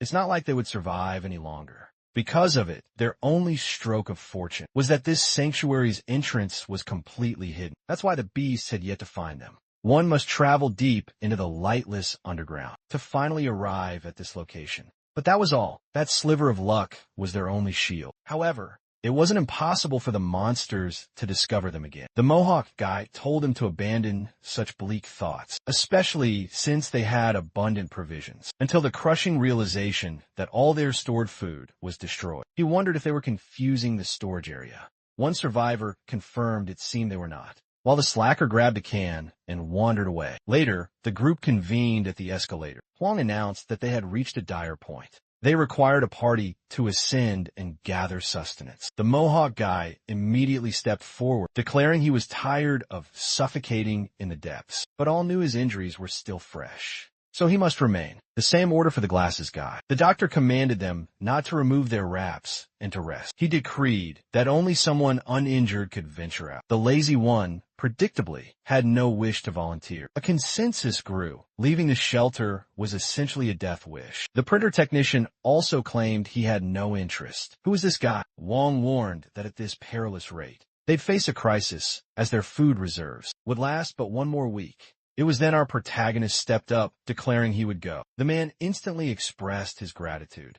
stating he felt safer with him on the job. The boy explained he had to ascend regardless, to seek more intel about the photograph, perhaps even find a superior base than this one. He mounted the escalator, stating the crucial reason was that he despised living in underground confines. A voice vowed they would go with him. A girl and another man with glasses, looking ready for death. They offered apologies for not helping before, but insisted this time they wished to be useful. The girl found courage after witnessing his combat prowess, and was certain she could be of assistance. The glasses wearer wanted to embrace the danger too, especially since the boy had risked everything for their sakes. If it were him, he admitted he would have just fled. Wong then questioned if any others would join the cause. His gaze fell upon Haru, who stood silently, but she merely lowered her gaze, and he mused on how difficult her reality must be. The volunteers prepared and called for the protagonist. He showed no sign of enthusiasm. They asked if he was going to get ready. He questioned what the issue was. They wondered if he wasn't taking any equipment, or perhaps donning clothes, not just walking out in his undergarments. That's when the woman from before revealed she had crafted him some garments while he was recovering. He appeared slightly taken aback, and she told him to be grateful, for it was an honor. She may not have the look now, but she was a premier designer before the world fell. Clients would form long lines to wear her creations. Not that it mattered anymore, since her patrons had all vanished. The protagonist then recalled receiving clothes within the basement. He told his father that he'd heard surface dwellers wore a wide variety of different attire. So why was he always in the same grimy, worn-out shirts? His father revealed that was all they possessed. He told the boy not to despair, as he lived the same way. Our protagonist confessed to the woman that wearing varied clothing was one of his dreams. On the surface, thanking her for crafting them for him, she was taken aback, but then a smile graced her lips. She said that now he was garbed in first-class attire. Nothing else in his life would ever compare. Haru approached, about to voice a question, but in that instant his trousers slipped down. She froze solid as he questioned what was wrong. Of course, poor Haru was paralyzed, unable to process, as the others' faces began to burn red. Haru paused for a brief second, glanced down, and then her face turned crimson. She struck him, screaming that he was a degenerate, but the boy simply evaded, asking why. He was facing a sudden, unprovoked assault. Poor Haru stumbled. My goodness. Where are you headed, girl? She just careened sideways and collapsed onto the ground. He stood baffled while she was a trembling mess. He demanded to know why she wasn't getting up. She shrieked at him to put on his clothes immediately. He stood there, musing he could truly never understand humans. Oh my! Witness the sheer presence of this man, looking like a shinobi from a forgotten clan. Meanwhile, the glasses wearer asked why the beasts attacked this place. The sleepy girl glanced down, noticing people cooking something. She snatched a lighter, claiming it as her own. The protagonist then deduced that might be the very reason. These abominations appeared to be drawn to flame. The two were stunned by this revelation. He warned the girl to be cautious not to ignite it by mistake, lest the monsters descend upon them once more. Haru already held the lighter in her hand, and the girl declared she would entrust this wondrous gift to her. Then she bolted away without warning. A man spoke up, claiming he just recalled something. He asked if Haru wasn't a famed athlete from Gassing High. She questioned how he could know that. He replied that he was sure he had seen her before. He identified her because of her distinct scar. He'd always thought she looked so imposing when she ran. That's when Haru's mind flashed back. The moment she was running and passed by that man, he must have noticed the scar upon her forehead. She clenched her fists and declared, no, that scar wasn't something to admire. It was a constant reminder that she was once a coward. We see a young Haru on her way to school. As she walked alongside her classmates, a voice called her name from small car. It was her family. They were celebrating her first day of junior high. Her brother encouraged her to remain strong, but without acknowledging any of them, she just pulled her hood over her head. The others wondered about this girl, Haru, before they could solve the mystery. She had already disappeared from view. Her father sat, worried if she would ever adapt. He recalled her as a vibrant, energetic child. But everything shifted after that horrific incident, an event so terrifying it warped her very existence. Then, a flashback. A man had her captive, threatening everyone. The crowd was frozen in fear, but Haru bit his hand. She broke his grasp and began to sprint away, but she tripped, crashing hard onto the pavement. She looked back as the man stalked closer and attacked, leaving that permanent mark upon her brow. Later, she awoke in a hospital bed, panting. Her parents were relieved she had woken up, but she was overcome with desperation. Her father held her, telling her to be calm. The assailant had been captured. There was nothing left to fear any longer. But the memory of him was forever burned into her soul. Back in the classroom, her bangs always concealed her forehead. Some nearby girls were gossiping casually, and when Haru looked toward the window, a shadow made her jump, startled. One of the girls asked how she was recovering. The girls all pressed. What was her greatest fear? Haru paused, then admitted her deepest fear was dying. Until the girls clarified, they meant scary movies. So what on earth was she even answering? Sometime after, it was time for track practice. Many of her peers were whispering about her, but she refused to surrender to despair. Still, ever since the day she acquired that scar, she felt like horrifying. Waves of dread were always closing in on her. When that terror intensified, her entire world would bleach to white. That's why she detested the act of running. Every stride reminded her of the day she tried to flee. As the boys were running at a casual pace, Haru blazed past them, leaving everyone in her dust. But it only highlighted the depth of her own cowardice. The coach declared a new school record. Everyone was astounded. They praised her, admitting they never knew she possessed such skill. People swarmed her, asking her name if she was a pro athlete. She simply said no. But the coach interjected, saying she had a runner's potential. With dedicated training, she could be the best in the entire region. Haru tried to articulate the fear that memory held, but she hesitated for a moment, clenched her fists, and declared, "Fine, I'll do it." Time passed, and her trophy case overflowed. Someone remarked that the girl who started just 2 years prior already shattered several standing records. An older man asked if the girl with the scar was present. The coach confirmed that she was. Opening the door, he saw Haru cooling down post-race. He proclaimed she was the athlete of the hour and requested if he could capture some photos with her. She consented, and a moment later he said he was a fan, asking for a smile. Then he drew in closer, saying the image wouldn't be good if she was so far. But the moment his hand touched her, she relived the horror of her assault. The man stood there, bewildered, trying to comprehend what had just transpired. In a flash, Haru had retreated to the corner. Later, the reporter claimed he felt very awkward. He didn't realize the girl was so peculiar. He insisted that he had done nothing inappropriate. The coach tried to explain that Haru was a bit unusual, but begged the man for his understanding. He said she could be seen as a bit of a coward, constantly fleeing from her problems. Haru stood just out of sight and heard the entire exchange. Back at her home, her father complained about the broken internet. His wife informed him it was because he should learn to put down his phone. At dinner, he offered an apology and asked Haru about the news report from yesterday. She gave only silence. He remarked he never dreamed she possessed such a gift. He was now thrilled to see his daughter on television. But suddenly Haru stated it was all due to that incident. That was the reason she became so skilled at running. Her father was at a complete loss for words. She clarified that whenever she started to run, she would recall that awful day, which propelled her to run even faster. Ironically, that was the reason she began running at all. She believed if she just kept running, she could finally outrun the cowardly nature she possessed. But after all that time, nothing had truly changed. A deafening silence fell over the dinner table. She prepared herself, about to depart for school, when her father stopped her, saying she needn't fix a thing. It was perfectly fine for her to be a coward. Haru wanted to object, but remained completely silent. Deep down, she knew it wasn't okay for her to be this way. She constantly felt the world saw her as peculiar because of her very nature. People would forever judge her for running away from even the most insignificant things. Just as that reporter had proclaimed, there was undeniably something broken within her. She told her father it was all right. He didn't need to try and make her feel better.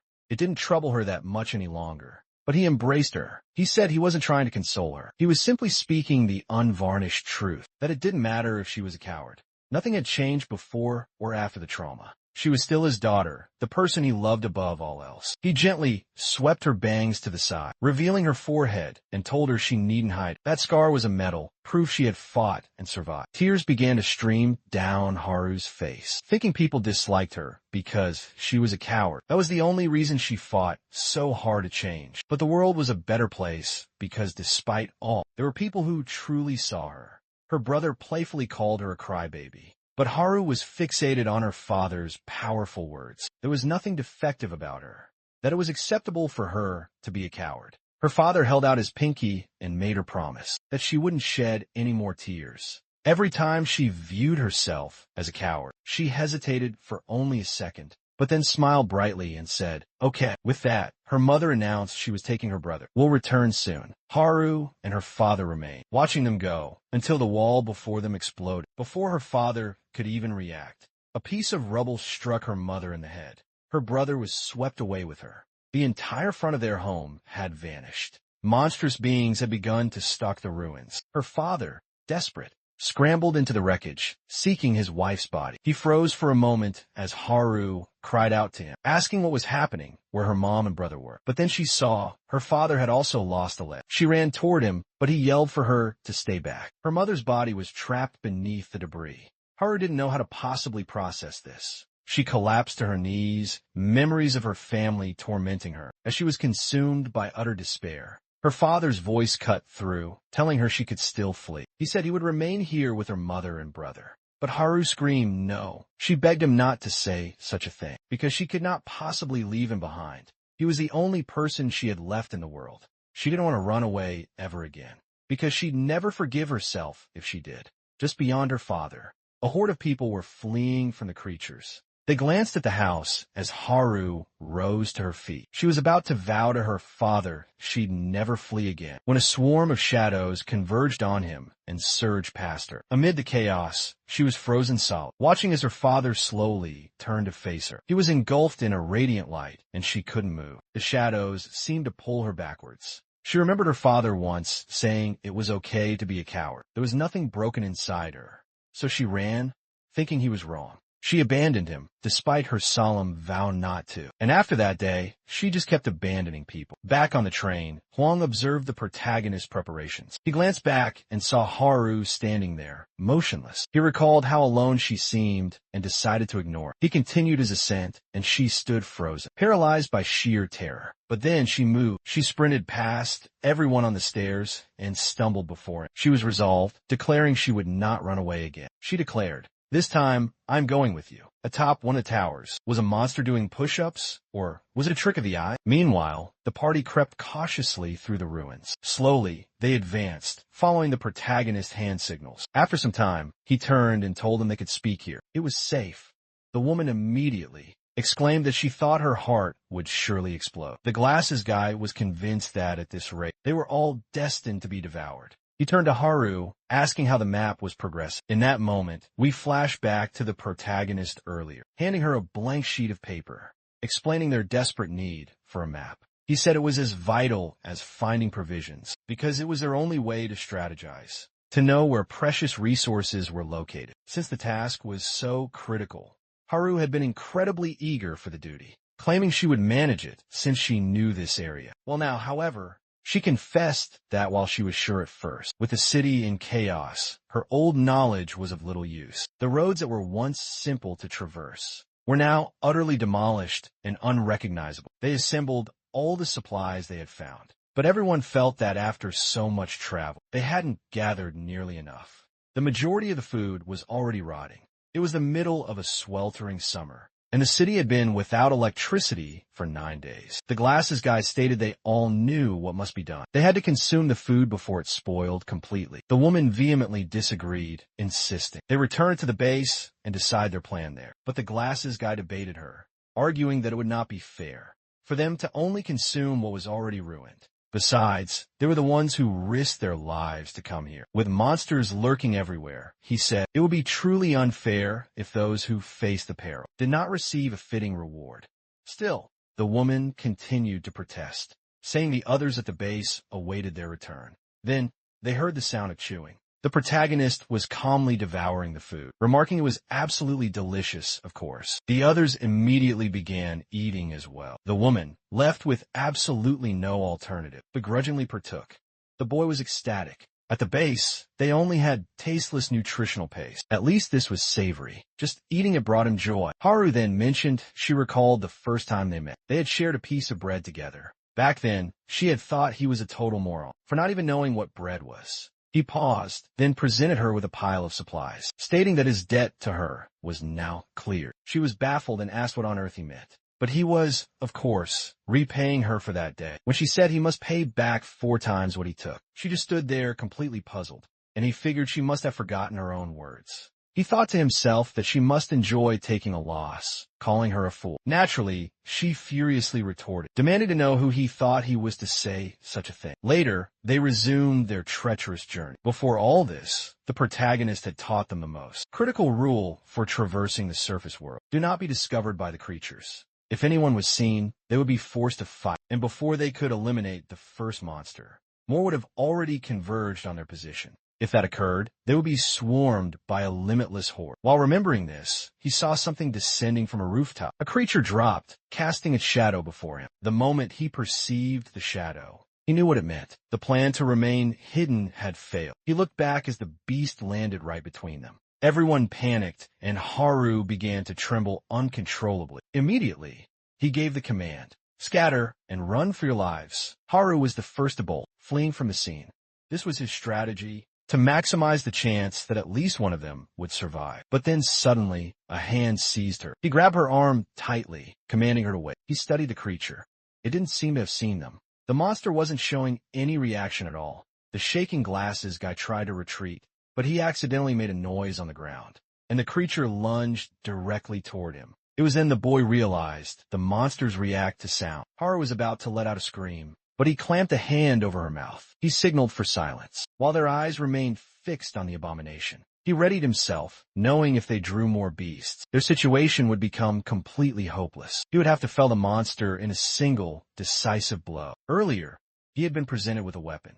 It was from the mustached man, who had claimed no intention of joining them on the surface. But that didn't mean he would stand by idly, while they risked their lives for provisions. The protagonist asked what it was. The man revealed a hammer. He explained he had forged it after witnessing his combat. It was a weapon crafted to strike at the weak points, armed with 2 colossal needles. The protagonist remained perfectly still, observing the creature.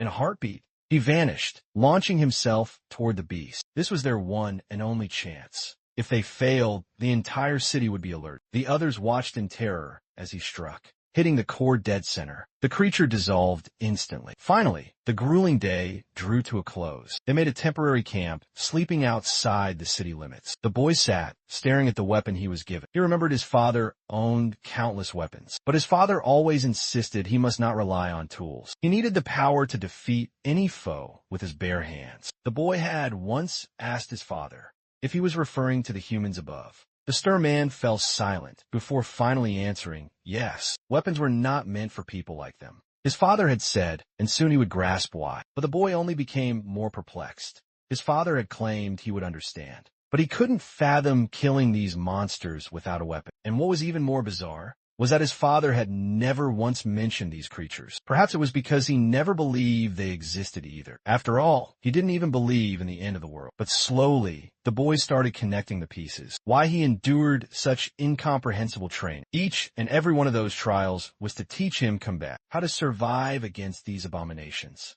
But there was still a piece that didn't fit the puzzle. His father had declared he had no intention of ever releasing him from the basement. So if that was the truth, why train him for surface survival? Which part of this story was a fabrication? Did his father truly never intend to let him leave? He recalled the moment his father had panicked. He was absolutely certain that wasn't an act. And aside from the lie about his mother, his father seldom told falsehoods. If he truly did not mean for him to reach the surface, then the training must have been to ensure his survival. Should the unthinkable happen? But something still felt wrong. On the day the apocalypse descended, all the doors to that place had been unsealed. He was sure that was not part of the original design. Yet he knew that if he had remained there, he would have perished in the monster swarm that invaded. What he couldn't comprehend was why so many bees had converged on that location. And more importantly, how could his father have known the apocalypse was imminent? As he stared intently at the monster's core, the glasses guy asked what that indestructible object was. He tossed it to the woman, asking if she could identify it, but she shrieked and said it was repulsive. Hurling it back, the core rolled toward the protagonist, who gently stopped it with a single finger. The energy within seemed to react to his touch, flowing into the core before it dropped to the ground once more. It rolled to his side. The glasses guy asked what just transpired. The protagonist looked completely baffled.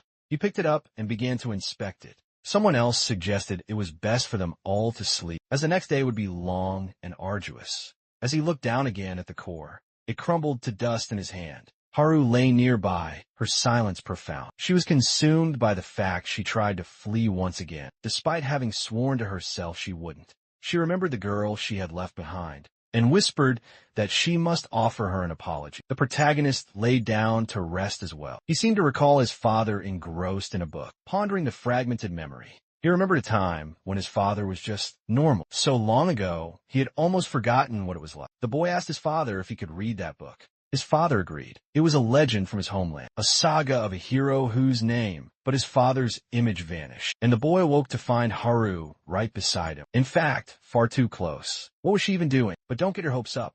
Of course, she covered his mouth, trembling with fear, pointing off to the side. A sound was coming from the rocks. The two remained completely motionless, watching. Haru was sweating absolute bullets. What emerged was a tiny field mouse. She breathed a massive sigh of relief. muttering she couldn't believe she got so worked up over that. It was then she realized she was lying on top of him. The protagonist noted that she was rather heavy and asked if she would please get off him. Enraged, she yelled that she was not heavy and told him to be silent. Later, she was surveying the city with binoculars. No matter where her gaze fell, it was teeming with creatures. She called out to him, asking how the map was progressing because they must depart. She said it was proceeding just fine, but reminded him to address her by her actual name. At that moment, the glasses guy inquired about the boy's name, since no one knew it, including themselves. The protagonist answered that he did not possess a name, having never been given one since he was a child. The woman asked if they should just keep calling him you,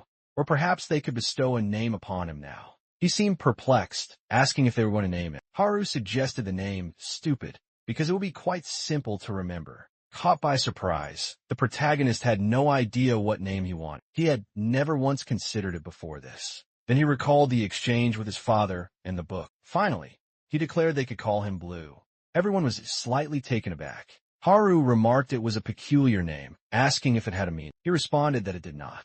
It was merely the name of a hero in a book he read as a child. That's when the group realized they hadn't introduced themselves. The woman said her name was Eugene, and the glasses guy was John. Haru then introduced herself, adding that she was certain the idiot wouldn't remember any of their names. The protagonist was about to introduce himself, but everyone stared at him, waiting expectantly. He remembered his time in the basement. Lifting a pencil, he announced, "My name is Blue. It is a pleasure to meet you." Haru smiled, and the group exchanged looks, saying it was a pleasure to meet Blue as well. He thought back to the dreams he had of escaping that prison. He always fantasized that if he could reach the surface, he'd greet people and have actual conversations with them. Perhaps he even wished to become friends with them. John extended his hand and said, "Now we are companions." But just as the protagonist reached out to shake his hand, memories of all the death and carnage flooded his mind. The thought of finding his parents stopped him, and he recoiled, saying only no. Everyone was confused by this strange reaction, but it was time to press on with their journey. He knew that without this world-ending cataclysm, he would never have become allies with these people. But finding his mother was his absolute priority. This wasn't the time to pursue the dreams he once held. At that moment, a desperate scream echoed nearby. Ahead of them, a man was defending himself from a beast. The monster, a colossal beast with gnashing teeth, was attempting to devour him. Eugene began to rush forward, but the protagonist stopped her, asking what she was thinking. Flustered, she insisted they had to help the man. Otherwise, he would die. The protagonist firmly replied with a single word, "No." He explained that if they could hear the man's cries, then so could every monster. Eugene insisted they still had a chance to save him before something worse occurred. But the protagonist reminded her of what she had sworn before they ascended to the surface. She had promised to obey his commands. Eugene hesitated, torn, not knowing what to do. Suddenly, she darted toward the doomed man. The protagonist shouted that she was a complete fool. She grabbed a tree branch and stabbed the beast in the back, throwing it to the side where it rolled away. The man, shocked to see other survivors, stammered. Eugene told him to be calm and remain silent, so they could guide him to safety. But the man yelled out, warning her to look behind her, just as the monster lunged right for her head. The protagonist saved the day once more. The man was utterly stunned, asking how he did that. If she comprehended the chaos she'd just unleashed, she had plunged them all into mortal peril. They saw the man's legs were completely shattered, deepening the crisis they now faced. The protagonist knew this man was a liability. Then, a chilling sound reached his ears. Beasts were swarming in from every shadow. He decreed to the man their help was at its end. They had already gambled everything to save him once. He then turned his cold gaze on Eugene and said, if she wished to be this man's savior, he would not care, but if that were her choice, she was forbidden from following him further. He reminded her of the oath she had sworn to him. To survive on the surface, Eugene conceded, saying the boy's logic was absolute. This was not the time for sentiment. They had to remember the survivors awaiting them at the base. Eugene wavered for a moment, then finally declared, fine. She said, I will obey your command. But the protagonist looked utterly stunned. The man she had rescued finally spoke, demanding who gave them the right to abandon him. He commanded them to cease their cruel jokes. It was clear he would perish if left alone. He screamed that leaving him here was worse than murder. It was the same as a death sentence. The protagonist, his patience gone, commanded him to be silent. Suddenly, a new presence began its approach. The man, in his desperation, drew even more attention. They were completely surrounded. Amid the chaos, our hero took a moment to center himself. Haru asked what their next move was as monsters were sealing off every possible escape route. He said the worst had not yet befallen them. They still had a window to escape this deadly trap. They knew the path from which they came was still clear. All they needed was to retrace their previous steps. But then, the man produced a small, deadly lighter. They all demanded to know his insane plan. He gestured toward a nearby chemical warning sign. She screamed at him again, asking if he knew that would lure every monster here. The man calmly stated that he knew its exact effect. After all, he had accidentally annihilated his previous shelter. The boy demanded to know why he was doing this. The man flicked the lighter, releasing a plume of smoke, saying he wanted one last smoke before death. Monsters immediately began stampeding from every direction. Blue roared for everyone to run for their lives. The man on the ground was the first to be consumed. Two beasts lunged at the protagonist, who drew his blades. Meanwhile, Eugene and John began their desperate retreat. Haru stood there petrified, watching as our protagonist was engulfed by the horde. She couldn't understand why he chose not to flee. He dodged a savage attack, sliding away just to evade another. He closed in on a one-eyed abomination, found its core, and struck it down with precision. He managed to vanquish one beast after another, but was then struck, sent flying as more beasts closed in. A rock suddenly smashed into a creature from behind. The protagonist looked up, completely baffled. It was Eugene who had hurled the stone. The group was trembling, but they remained. He demanded why they hadn't fled when he gave the order. John shouted back a defiant no.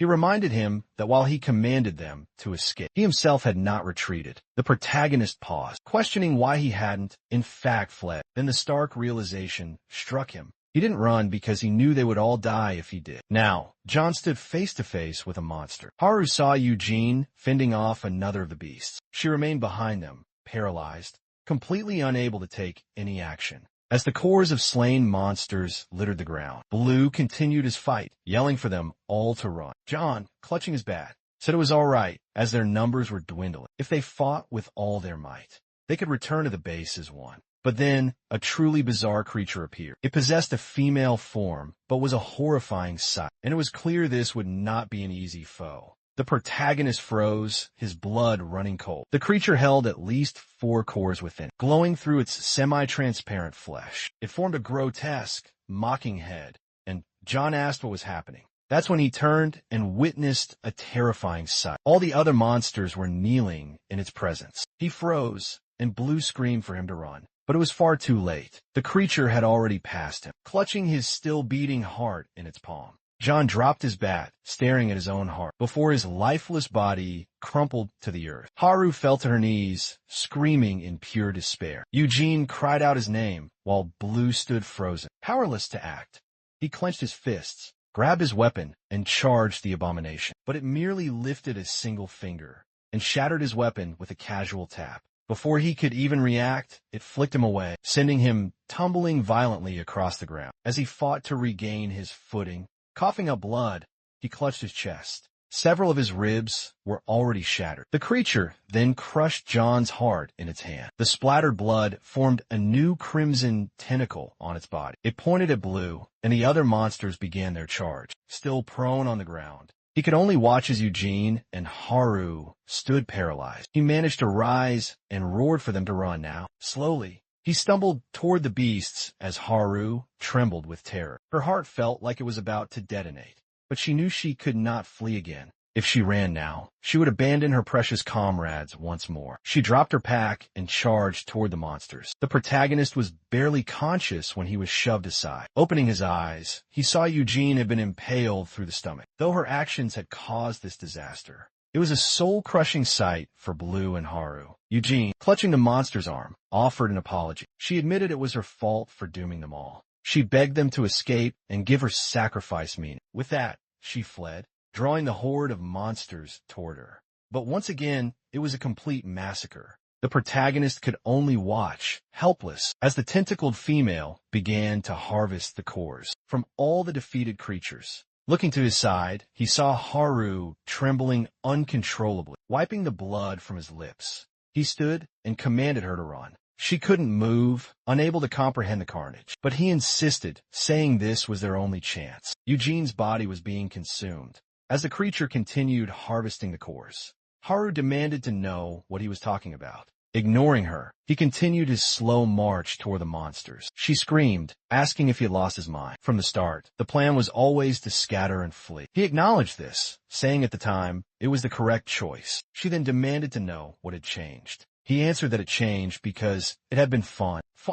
to be on the surface with them, to share food and laughter together. It had been good to learn each other's names, to connect. With every moment that passed, he understood that the dreams he had in that dark basement were even greater than he had ever imagined. But all of that vanished when people died.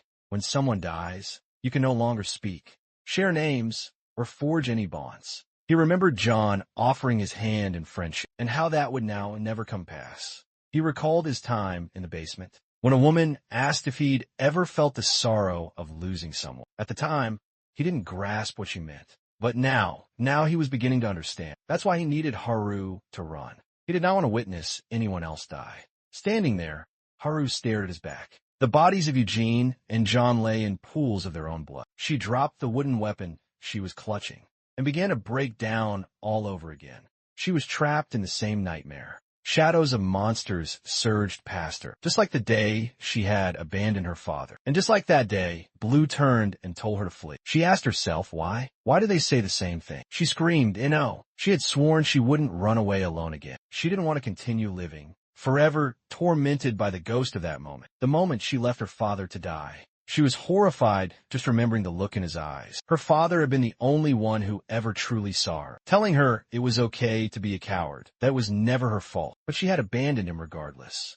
That is why she was so terrified. She was consumed by an endless fear, afraid her father might have despised her in his final moments. The protagonist laughed and said he knew it. She was the kind of person who enjoyed taking a loss. Haru stood frozen as shadows rushed past her, and the protagonist offered a small smile, just like her father once had. And it was then she understood. Even in his last moments, she was certain her father still cherished her. She remembered when he offered his pinky and told her, "You won't cry anymore when you feel like a coward." She held out her own pinky, saying she understood. They locked pinkies, and she was swallowed by the shadows. Blue stood unmoving within the encroaching darkness. Haru asked, "Didn't I make myself clear?" But he insisted again, commanding her to retreat, reminding her of his warning. Everything would be lost if she were to perish, and he refused to witness another person die. But she continued her advance and demanded, "Who said anything about me dying?" She declared she would survive, no matter the cost. She hurled a can of gasoline onto the ground, crushing it beneath her foot.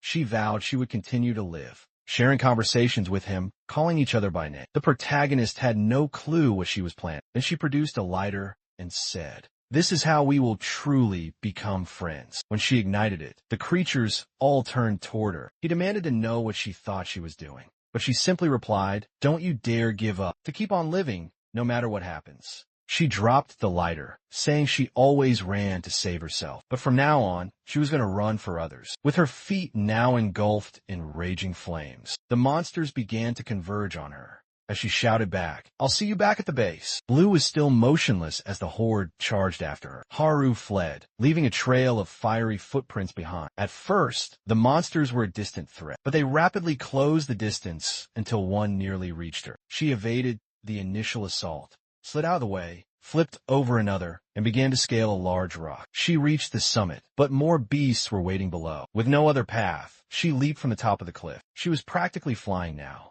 That's when a monstrous female began to move toward her. But Blue stepped directly into her path, asking, "And just where do you think you're going?" He told her, "Your true opponent is me." The two stood, locked in a deadly standoff. Despite his bold words, Blue knew her immense power. This foe was unlike anything he'd ever encountered. He could feel the raw energy pouring from her cores, teeming with a life force stronger than any other beast. Still coughing up blood, he had no idea how he could win. He saw one intact stake on the ground and sprinted for it, but she kicked it away before he could get to it. The impact sent agony shooting through his body as she stomped on the ground, sending him flying. He realized she was guarding the weapon, proving she possessed intelligence. She knew it was too dangerous for him to possess it. Without it, he could not strike her vital points. It was then he recalled his father's cryptic words. Weapons are a crutch for those like us. One day, you will see the truth. His father had told him. Blue had no clue what that meant, but his father had smiled and proclaimed, even without weapons, we are the strongest. He recalled that he had never once seen his father use a weapon. As the creature stalked slowly toward him, he took a stance his father had drilled into him. The strongest stance, he had called it, designed to prepare him for any possible threat. His father had taught him that all beings possess life energy. Humans on the surface, beasts, plants, and even the two of them. Everything in creation utilizes this power. His hand had to become a conduit for this life energy. He had to focus all of his will on his fingertips, channeling his entire inner power there. Once he could feel its presence, he had to learn how to command it. Blue had been confused, telling his father he felt nothing. What is this life energy nonsense? He had asked. His father had reassured him, saying, you may not understand it now, but one day you will need this power. In the present, Blue assumed the ancient stance. He began to perceive how each creature used its life force. Slowly, he located his own deep within himself. The energy began coursing through his body, and he remembered his father's words. When this happens, the power is finally yours. Blue felt a bizarre warmth, as if his entire body was aflame. He recalled asking his father what would change when he used this power. His father had replied, you'll be able to move just a little, a tiny bit, almost like how I move. The female monster was now directly behind him. Suddenly, he pivoted, delivering a blow directly into her arm and abdomen. Blue's punch drove deep into the creature, sending it rocketing backward. The monster was dragged along the ground, trembling, even though it possessed no eyes. It was clear that the damn thing was shocked. Our protagonist could finally perceive every move of the creature. His body was now swift enough to react to it all. Even the slightest tremor of a nearby rock was noticeable. It felt as if time itself had slowed to a crawl. The only problem was it hurt like absolute hell. His entire being felt like it was on fire, and his blood vessels were searing with pain. But at least now, he was certain he could face her head on. The creature readied itself and charged him once again. Blue focused once more and managed to evade the kick. But he quickly realized another strike followed right behind. He tried to block it with his arm, but she caught him in her grasp instead. She swung him through the air and hurled him away mid-flight. He managed to right himself, but she still caught him in time to land another kick. He was launched backward, and as he hit the ground, she advanced on him again. He dodged the first blow, the second, and a lightning-fast flurry of punches. He noticed her leg was exposed and went for a kick to her heel, knocking her completely off balance.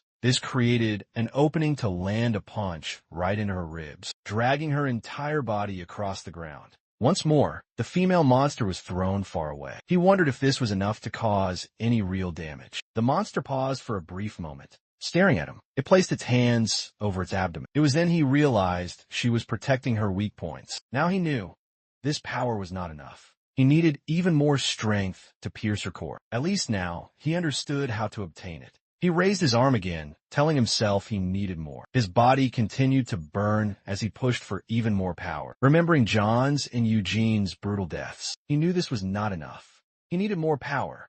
No, he needed this power before this tragedy ever happened. The energy coursing through him seemed to amplify. After enduring the agony for some time, he focused, and his eyes began to glow blue. He paused, lowered his head, and took a deep breath. Then he opened his eyes and told her to bring it on. More and more arms began to sprout from the monster's back. She glared at him for a single moment, before launching at him with blinding speed.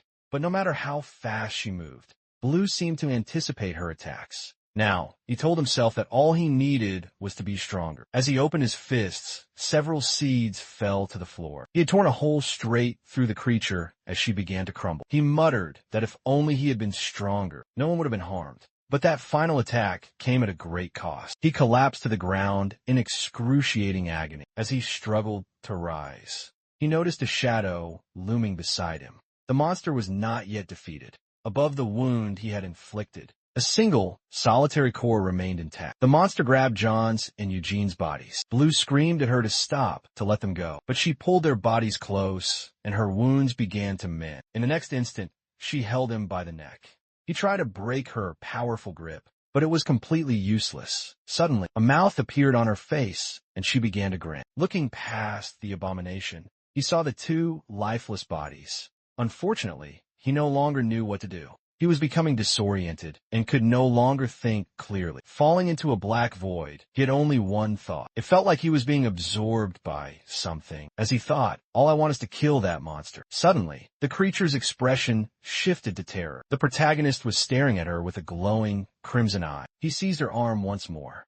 The monster looked absolutely horrified, as if being dragged into a bottomless abyss. She could not break free as he continued to crush her arm. Finally, she tore herself away, leaving behind a bloody stump where her arm had been. He destroyed the last remnants of her hand, while the monster made strange, guttural noises. He stood there, staring her down with malice. Slowly, it seemed he was falling further into darkness. The monster, unable to bear it, hurled herself at him. The scene cuts to another part of the city. Someone was studying a map, saying they had nearly reached the marked coordinates. It was the group from the subway, and the Mohawk guy asked if they were certain because at this rate, the sun would be setting very soon. That's when the lazy girl called out to the group, saying she had found the boy. The glasses guy carried him, thankful that he was still alive. Unfortunately, Blue remained unconscious. But then the Mohawk guy asked what had happened here. Looking ahead, they saw a colossal crater before them. Later, on their journey back, the Mohawk guy told the lazy girl to ditch some of the bags. She refused, claiming she would eat a ton as soon as they returned. He offered to carry some for her, but as soon as he lifted them, he tossed them aside. She demanded to know what he was doing, and he told her she didn't need to thank him. The glasses guy commanded everyone to be quiet, otherwise they would all be caught. It was then our protagonist began to stir, trying to determine where he was. Seeing the man holding the map, he understood instantly. At least she had survived. The man then asked Blue what had occurred. They had found his body in the middle of total devastation. Blue explained that the monster had seized him, and he had no memory of what happened after that. He truly did not know how he had survived. Suddenly, a monster appeared before the Mohawk guy. The beast charged, and the Mohawk guy looked thrilled, saying he was bored from the lack of killing. But Blue simply strode past him, heading directly toward the monster. The group called out his name, telling him to wait, as he had no weapon. Ignoring them, he focused energy into his finger. When the monster lunged, he stepped back and delivered a kick straight to its chest. The group was stunned as the entire creature fractured and disintegrated from a single, effortless blow. Once again, however, Blue was left drained and began to collapse, caught by the man with the mohawk. The man held him and demanded to know if he was even human. Later, they arrived back at the subway. Wong was carrying some heavy crates, asking if there were any new signals on the radio. The mustache man sighed, calling it a total failure. Despite all the work he poured into fixing it, every single channel was completely dead. All they could possibly do now was hope that the government, or perhaps the military, would make some sort of broadcast. Huang set the crate down, his worry palpable, mentioning how long it was taking for the party to return. Haru was nearby, her feet burned, unable to find sleep, as she waited for Blue's return. The mustache man's expression suddenly changed as he said, "They've finally come back." Haru looked up and immediately saw the boy. He was with the other survivors from his party. The moment she saw him, she ran and embraced him tightly. Blue could hardly keep his eyes open, but she thanked the heavens he was still alive. Even though she had been forced to run, he had managed to survive. The rest of the group collapsed, exhausted, but they had returned with vital supplies. The first expedition had yielded 7 days of rations and some crucial medicine. The others were conflicted. The Mohawk guy had carried back the bodies of Eugene and John. Considering it took 2 sacrifices to get these supplies, it had not been a successful venture. Later, when Blue awoke, Haru asked if he was all right. He smiled and said he was fine and that he'd had a strange dream. A dream where someone gave him a comforting hug. She let out a laugh, saying it was just a silly dream. Then he saw her burned feet. Haru brushed it off, saying he was in much worse shape. She added he would be fully healed in just a few days, joking he might actually be a monster himself. He chuckled, saying he just healed exceptionally fast. The two shared a smile like complete fools. Haru then noted he was the total opposite of her. While she always fled, he always made the choice to fight. Even back then, she had wanted to reject her cowardice and her wish to hide. But now, she decided she would accept it. Even though she was a coward, she would fight just like him. She knew she couldn't change overnight, but at least she would try her best. That's when the little girl appeared right before her. Haru, her voice trembling with emotion, called out her name and offered a sincere apology. She confessed she had wanted to abandon her that day. She had acted without any thought. The girl held out her small hand, Haru asked what it was, and the girl said it was a hairpin. It was a gift because she thought Haru couldn't see well, with her face always covered by her hair. Haru was completely flustered, unsure how to respond, since she had left the girl behind. But the girl said it was okay. She had another hairpin. Haru stopped and smiled warmly at the girl, who then looked surprised, commenting on her forehead. Haru replied, "Yes, this is proof that I fought." Blue stood nearby, silently witnessing the entire exchange. Haru asked the girl if the hairpin suited her, and the girl said, "Yes." Amid all the sudden loss and the crushing guilt they all carried, they had somehow discovered a faint glimmer of hope. Haru noticed a strange, blonde strand of hair on Blue's head. It was then the radio began to crackle to life. The sound was awful, but a voice asked if they could hear it. The voice said to lower the volume and began a 3-second count. Once the count was done, he asked if the signal was clear. Everyone gathered around the radio to listen. The voice said he would get straight to the point. He claimed he had been ready for the apocalypse because he knew it was going to happen. This left Blue completely stunned. The man on the radio said whether they believed him was entirely up to them. He introduced himself as List and said he wanted to offer words of hope to all survivors. He knew how hard it was to survive with no resources. That's why he wanted to make a proposal to everyone still alive. The plan was for them to share their locations with each other. If humanity hoped to survive these monsters, they had no choice but to unite. And the only way to do that was by sharing their locations. But how could they possibly manage something like that?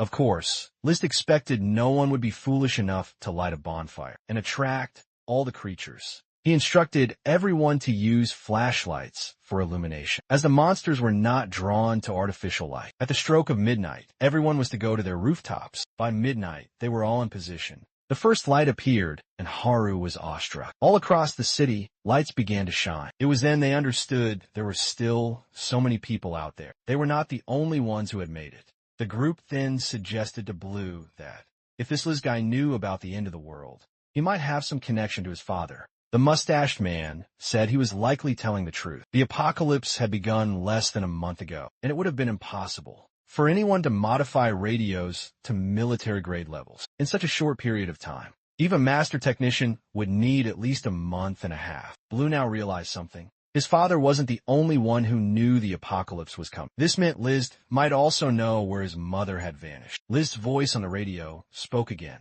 saying his location was where the brightest light could be seen. He commanded everyone to survive. Blue was already donning his gear, preparing to depart. The Mohawk guy stopped him, asking if he truly intended to leave without a word. That was precisely Blue's intention, and he told the man not to dare follow him. He was fine on his own. The Mohawk guy said he didn't care and insisted on joining him. But Blue said no. He remembered the fate of his last allies and said it would happen again if the man came with him. Suddenly, the Mohawk guy placed a hand on Blue's head, making him turn angrily, demanding what he was doing. The man said, "Do not underestimate me." The people who left did so because it was their choice. They were ready to die the moment they stepped outside, so Blue didn't need to shoulder the weight of their deaths. He added that if Blue continued to blame himself, it would be disrespecting their final wishes. And he asked why Blue always looked like he'd been through hell. The Mohawk guy, much older, said Blue could rely on him in times like these, because they were now comrades.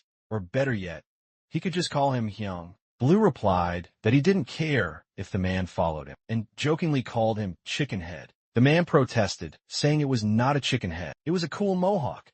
Just then, Haru appeared, demanding to know where they were going. She declared that no matter the destination, she was coming along. She said he needed a cartographer, and for the record, she was not asking for his permission. There was nothing he could do to possibly stop her. Blue said he had no intention of stopping her anyway. The mustached man then appeared, asking what this assembly was all about. It turned out everyone else was awake, watching the drama unfold. The mustached man looked down and said, Blue almost left without taking the weapon he had forged for him. But another man noted that Blue likely didn't need it anymore. They stared at each other for a tense moment, and the man said Blue continued to astonish him. The very first time he saw him, Blue had effortlessly taken down an older man. Then, he witnessed him slay a monster they all thought was invincible. Now, he heard rumors Blue was moving in ways no normal human could. What he wanted to know was who or what was Blue really, and what would he show them all next? Later, the Mohawk guy asked if all he had to do was make a specific gesture to become as powerful as Blue.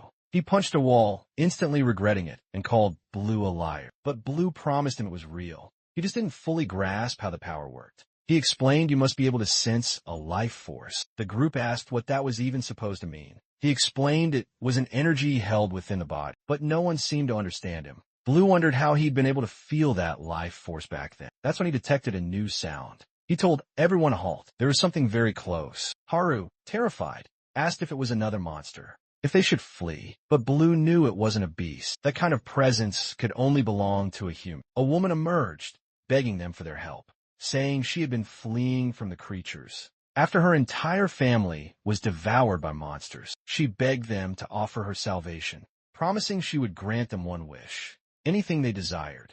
The Mohawk guy, clearly intrigued, asked, anything? Flustered, the woman confirmed it. He paused, thought for a moment, and said he knew exactly what to ask for. Turning to the group with a mischievous grin, he commanded them to smash the like button. That helps Mamoru to forge even more epic tales for you.